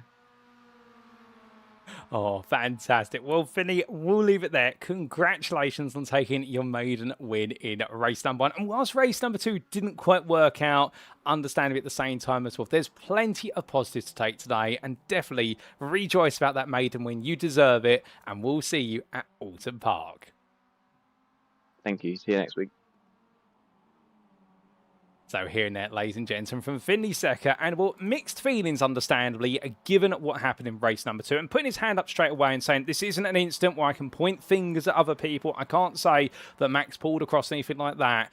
And he's got it out of his system, and that's the hardest thing as a driver, where it's on the simulator in real life, owning up when you know you've got it wrong. Some will try to point the finger. They'll try to find a reason to say not all the blame lies with them. Of course, we're not saying the blame does lie with him, to be fair. Just the camera angles we see will definitely show that perhaps he got it very wrong under braking, but also reflecting on the positives, the back and forth between himself, Max Moron, and Mark Martin as well. Talking about Mark Martin being a bit elbows out there, but the fact having to manage that, all part of learning the experience, and also reflect on a very strong race one, but saying there, he didn't know what happened to Harry Fletcher's pace, because the pace wasn't there compared to what he thought Fletcher had, and will bring home that maiden win, even though he was pressured every step of the way. Finley Secker's definitely got the fire under him, and hoping at Oran Park he can end it on a high and finish inside the top 3 of the championship. Well, the possibilities are definitely there. But ladies and gentlemen, with that, we've got a few more interviews to come, and well, now we make our way, of course, to our third interview of the evening, because coming up next is going to be none other than Max Moran, who gets ready to join me in the interview room, and we'll get to hear the story of the man who's definitely had a very fun day at the office, as we do just rewind our tapes there, because of course we want to make sure we get plenty of race footage. And as Max Moran goes green there on the road, we go green to bring him in the interview room, ladies and gentlemen, as he does join me now. So as we welcome Max Moran into the interview room, Max, good evening to you. And whilst it may not have ended on the note you wanted, a podium and constantly fighting for the wins in both races, plenty of positives today. Yeah, I mean, it's always good to get any points out of both races. I'm very lucky that I got P2. I don't think that this is my strongest round, even though the pace was good. I just don't feel confident with this track. Well, to be fair, pace may not have been confident, but qualifying, we saw you put together a very strong lap for third place, and the gap between yourself and the front row wasn't that big. It must have been a bit of a surprise to you then. Yeah, it was quite a surprise, but the confidence in qualifying is here, and I know that I can get onto the front row in Alton, as it's a very strong track for me. As I've done good there in the JSCCE series. Hopefully a good result can come out in qualifying and both races in Alton. Well, we'll have to see whether you can deliver a bit more in qualifying, perhaps. I mean, already delivering well, but more can be done. Let's talk a bit about race one. You say you were fortunate to finish second, but throughout the race, constantly on the pace of the leaders, and understandably, a bit of shuffling back and forth towards the end. Yeah, it was really close between me, Harry, and Findlay, but I do not know if the incident between me and Harry, if it was my fault.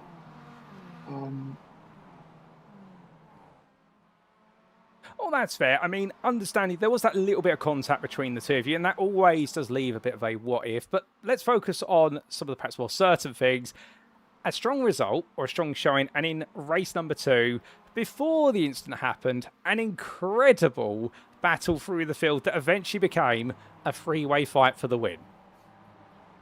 Yeah, I just found myself fortunate to avoid all the incidents, as I got a good run into turn 2, and then I just ran away from the pack behind me. And then overtaking Mark Martin, I just ran away consistently on the pace until the final lap, which is a bit of a joke in my eyes. But I don't think that anything could have been done differently there. Oh, indeed. It's unfortunate what happened right at the end between yourself and Finiseka, but it shows you've got the pace to be on the podium and even win the races. So, coming back to looking ahead to Oran Park, looking to end the season on a high, looking to finish inside the top 3 in the championship? Hopefully I can, hopefully I can finish in the top 3 in the championship. Still waiting for the championship standing after this race. I'm very nervous for the position I'm going to be in. But hopefully I can be in a fighting position to get onto the podium. Well, I've definitely got my fingers crossed for you that you can be in a position to chase the podium, because we love seeing you up there week in, week out. Give it your all. Max, just before I do let you go, is there anyone you'd like to give a mention or a shout out to on the broadcast? My family again, my dad and my stepmom, and the boys at Summit Racing. They've been very supportive of me in this championship. The Discord chat is congratulating me after a strong result in race 1 and race 2. Oh, well, that's brilliant, to be fair. Having the support of your team, always such a valuable asset as well. And it's so good to hear that you're surrounded by people giving you that support and encouragement. Max, we'll leave it there. Congratulations today on that solid run in qualifying and race 1. Appreciate it didn't work out in race 2, but I'm sure it's going to be even better in the races to come at Oran Park. But until then, have a lovely rest of your evening. Thank you. You too.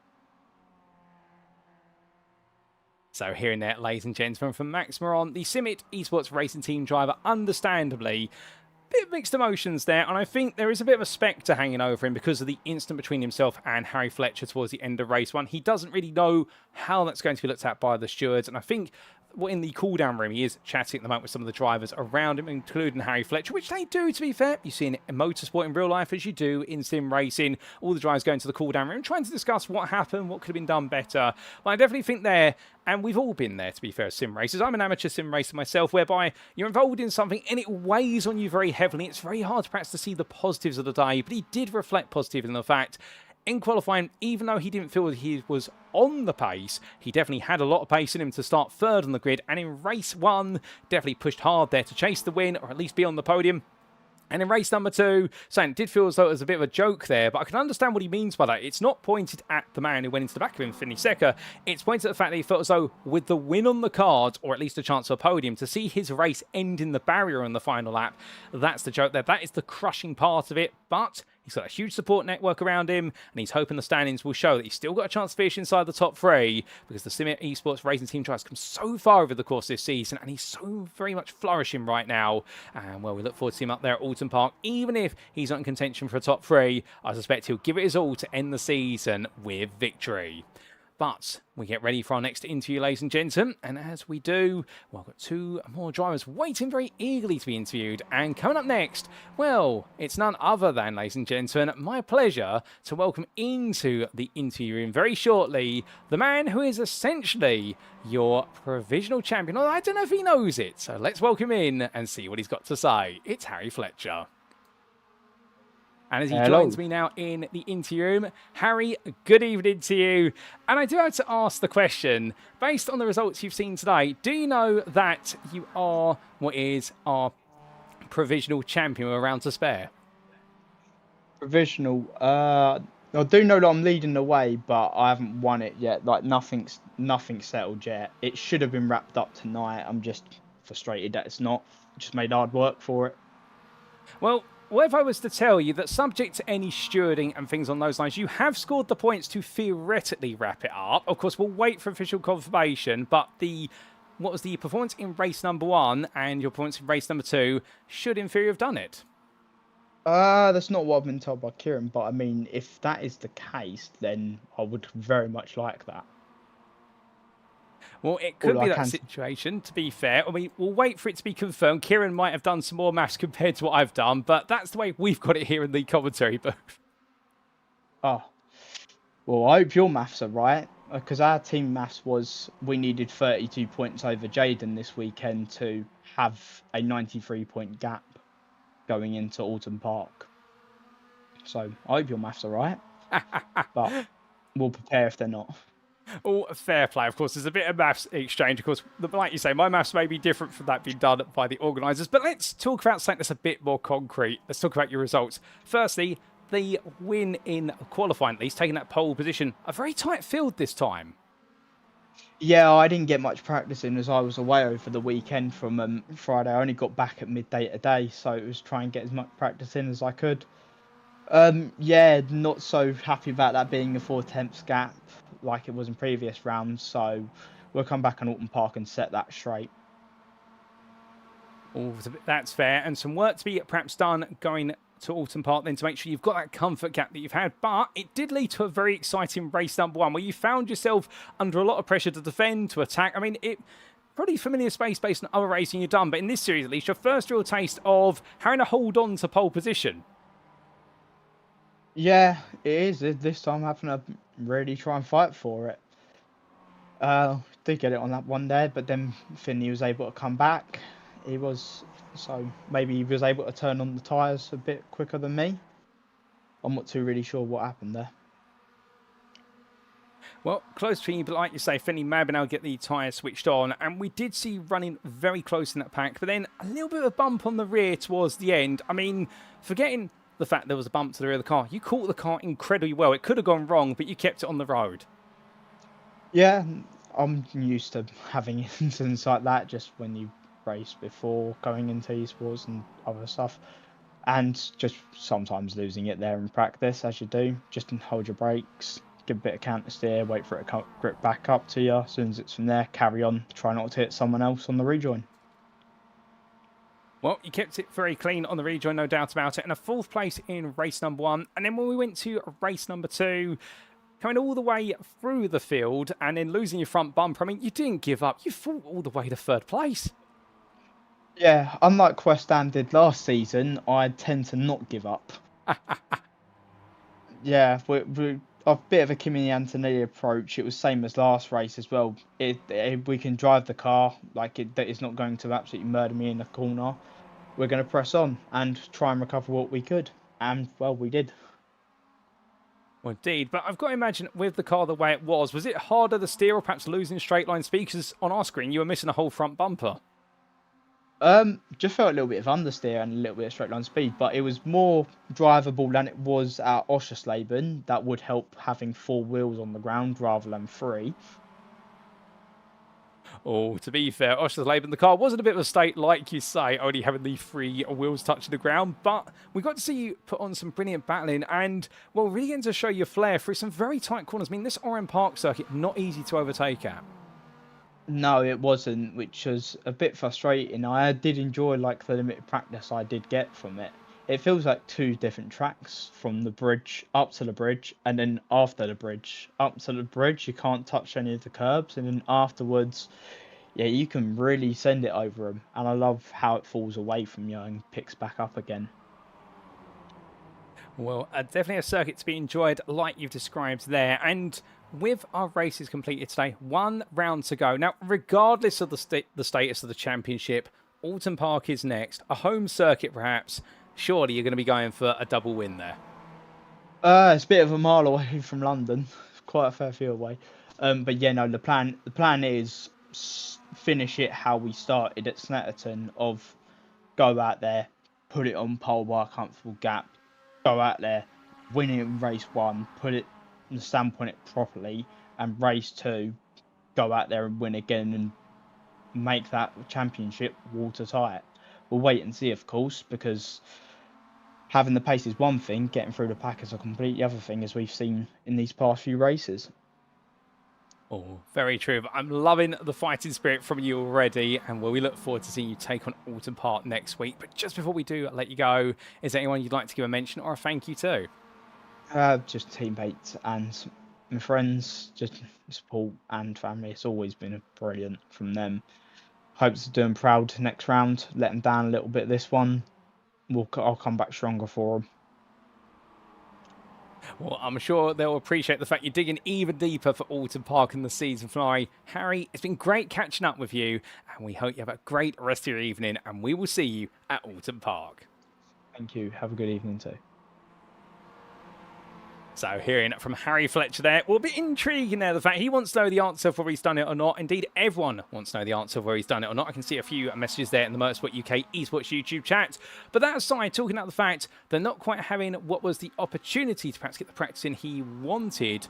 And, well, in the end, definitely a tough day today in terms of having to work hard and fight every step of the way. And in the race number 1, that was, things definitely going a little bit what was sideways with regards to the fighting. And in that small tap to the rear, he got the car back on the circuit and carried on. As simple as that. Wanted to make sure he made it safely to the finish. And then with regards to race number 2, well, fighting his way through even with all the damage on the car. And then found it was a little bit more understeer and also just a bit of straight line speed lacking, but not lacking for competitive spirit, and making his way back on to the podium. Well, a huge set of points through 2 very strong drives, and at Oran Park looking to put a rubber stamp on it and try and bring home both wins there. And I can't blame the man. He wants to end this one on the ultimate high. But with that, we do have the question mark of whether we do have our 5th interview available of Jaden Innes. We are just waiting for confirmation of whether he's available, ladies and gentlemen.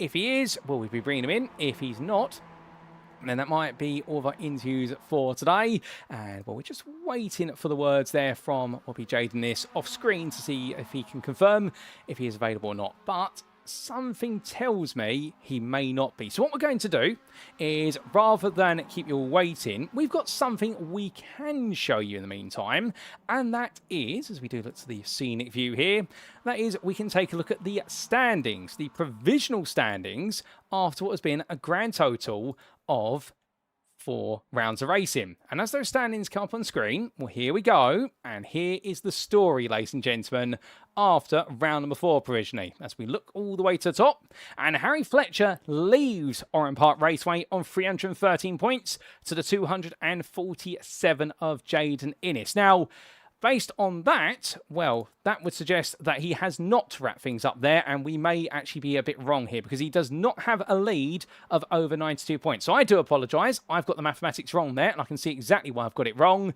Harry Fletcher still does need to wrap things up with some more points in the bag. So it does go to the season finale. And that will take us all the way to Oran Park. So Janis still keeps things alive, but he is the only driver now who can keep things alive versus what will be Fletcher. Ben Sieber is out of the hunt on 217 points. There's too big of a gap. And the DCW Racing driver sits in third. With Max Moron in fourth right now for Summit Esports Racing Team. And, well, for Max there, knowing that what he's done, it brings him on 184 points. And he's well within reach of third place. However, full second place will definitely be a bit of a jump for him to do. Connor Spruce, well, he sits in 5th place in the meantime, and the privateer there, knowing that he's chasing after that 4th place and potentially that 3rd, with then it will be Finley Secker in 6th, and he's got a big hill to climb. 3rd place is highly possible, although 2nd place may be a bit of a stretch. Gabriel Dutra, Mark Martin, James Rogers, and Kelvin Woodhead complete that top 10, but noting how tight it is, anybody can be in that top 10 before the season is done. And Richard Evans in 11th place there, ahead of Thomas Stevens, with Kira Boylan and Tony Gabrowski and Kurt Fawcett completing the top 15. But again, so tight between them to fight for the first spots outside of the top 10. With then John Shorter, Craig McCracken, Richie Holder and Matthew Shea completing those points to their name. And then we do a Harry North in 20th place down 0 points, as it's also 0 points still for Lee Rootley, Beavis Lau, Lee Barry Allen and Dave Young. So that's how the standing stands, ladies and gentlemen, after a grand total of what is 4 rounds. Those are provisional, of course, subject to any stewards' inquiries from this race. But that's how we go into our season finale. And do we have Jaden Innes?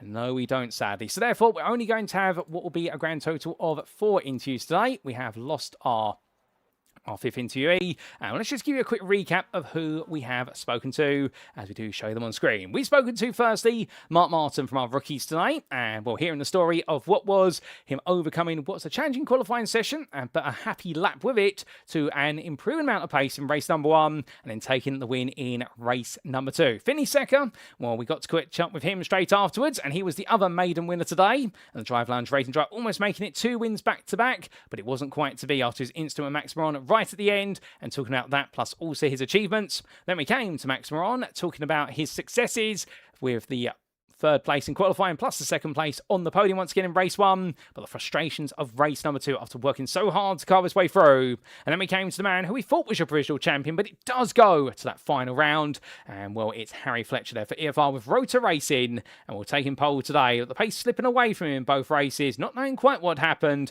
but knowing he's going to come back absolutely fighting fit going into the final round of the season at Oran Park. But big thank you to all 4 of them for their time in the interview room. We definitely do appreciate it, and we look forward to plenty more interviews before the season is over at Oran Park.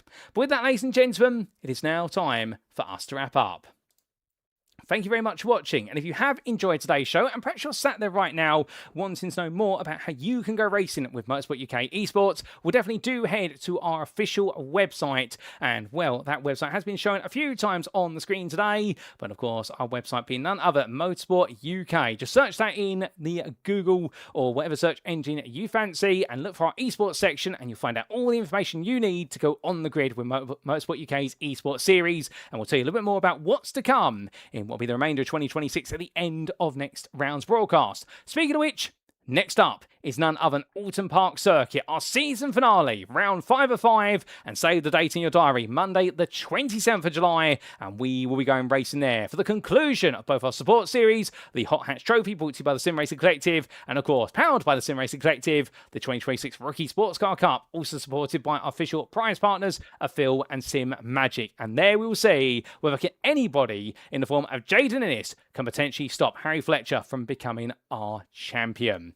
But just before we do go, of course, a big shout out to our prize partners, and to tell you a little bit about them. Phil, of course, established in 2017 by the founder of the world famous Team Redline and former head of Studio 397, that being Dom Duhan. Phil is a pioneer of gloves specifically designed for sim racing, setting the standard for performance-focused racing gear designed specifically for the sim racing sphere. And drawing upon the experience of drivers who have had and are still competing in the highest level of sim racing, the carefully selected fabrics for Phil's gloves provide both breathability and lightweight comfort, ensuring your hands stay cool during extended racing sessions. And if you want to keep performing at your very best behind the wheel, make sure you check out Phil's range of sim racing gloves on their website at www.f33l.gg. Also, we must give a shout out to Simagic, the company founded in 2018 on the basis of the question, how can we bring the feel of racing into everyone's home? And Simagic has rapidly evolved its product range into a full racing ecosystem. And whether you're looking to get your hands on steering wheels, servo bases, pedals, handbrakes, shifters, every component is engineered in-house and built to reflect the company's commitment to innovation, quality, and delivering uncompromising performance when you are racing. So if you want to keep chasing pole positions, podiums, or personal bests, be sure to check out Simagic's range of products at simagic.com. But with that, ladies and gentlemen, this has been round number 4 of the 2026 Rookie Sportscar Cup, as powered by the Sim Racing Collective and supported by Phil and Simagic. And we will leave you with the thought that Oran Park is all to be decided in our support series and our main series. But until then, we have been Motorsport Esports UK. I've been your host and commentator, Paul Walsh. And until next time, to stay safe, stay well, stay smiling, and most importantly, as always, remember to stay on track. Good night.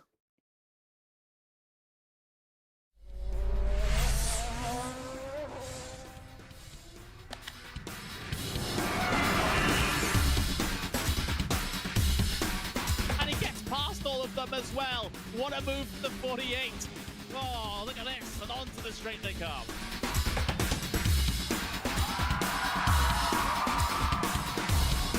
Brilliant move there from the number 40 to make it through. That left-hander sliding up the inside, going up now over Hawthorne Hill, down Pilgrim's Drop, and it's brilliant stuff here at Brands Hatch.